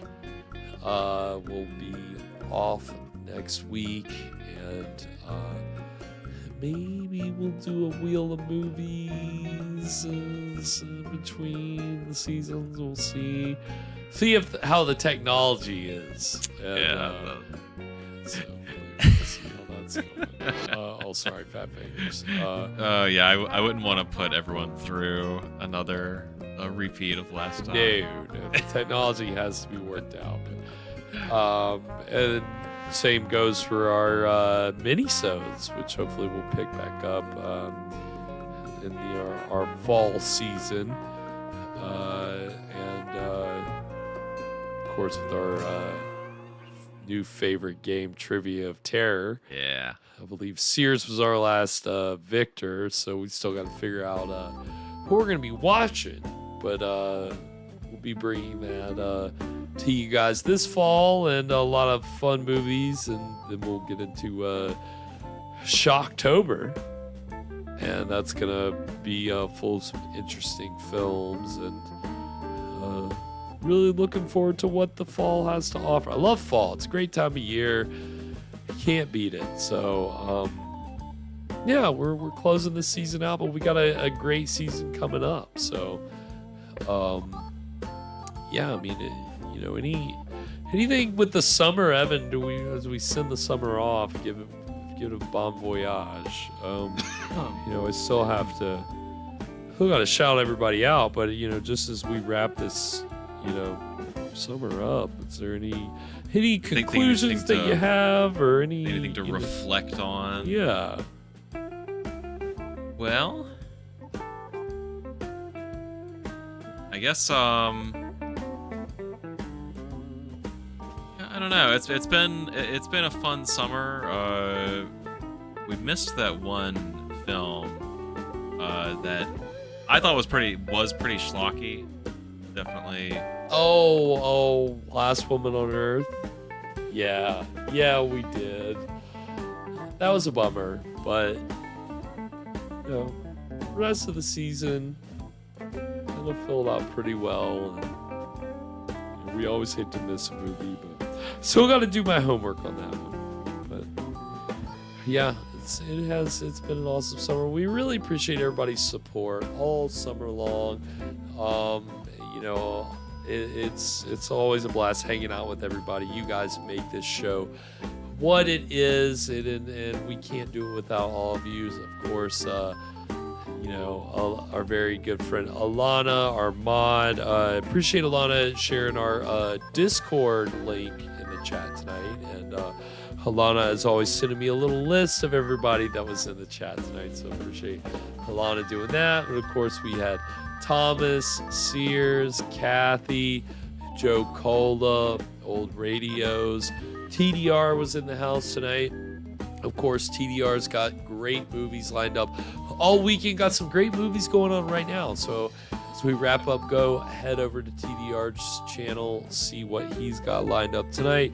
Of course, we also had William and Corpse and Gulcho, aka VMD, Serial Cinema 1. Appreciate Serial Cinema 1 tuning in tonight, and for the super chat, and Alana for the super chat tonight. That was really awesome.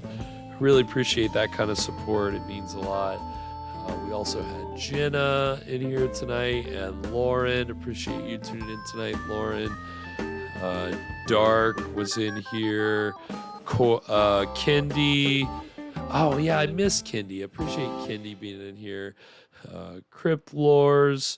Janet, of course. Appreciate you being in here, Janet. Jack Doobie. Smoke Dog. Wolf Cat. Thank you all for hanging out. We also had Grady and Mark, and can't forget about Scott Miller, and we also had Gypsy J, of course. Appreciate Gypsy J tuning in tonight. Gypsy J has got all kinds of good public domain movies queued up most nights. I think she's been taking some nights off, but definitely check out her channel, see what she's got going on. And Serial Cinema 1. It's always got some serials, some public domain television, some movies lined up. So all kinds of classic media from our friends. Yeah, if you guys got anything that you're wanting us to shout out, or again, Gulcho's starting up his channel. So if you got something you're starting up like Gulcho, let us know. We definitely want to shout you guys out. It's just so awesome to hang out with everybody that loves watching this classic stuff, and learning a little bit and having a great time with a bunch of cool people. So we appreciate it. And if we missed anybody, James, I think I miss you, James. Happy Friday. Thank you so much for tuning in tonight, James. Wait, did I say Sears? I might have missed you too, Sears. If I missed anybody, thank you so much for tuning in for this finale and all summer long. But anything before we sign off tonight, Evan? Yeah, what do you think Morpheus dreams about when he sleeps? It's gotta be... He's just got to be seeing the 2 pills, right? That's it. That's all you're gonna. One giant. I'm having this pill dream again. Can't stop. I can't ever make up my mind. I can't choose which pill. The Matrix, but he has decision paralysis. Just don't. I had too much time to think about this. Is too many decisions. I can't decide. Overthinking it right now. Until next season. Sweet screams, everybody. And to all a good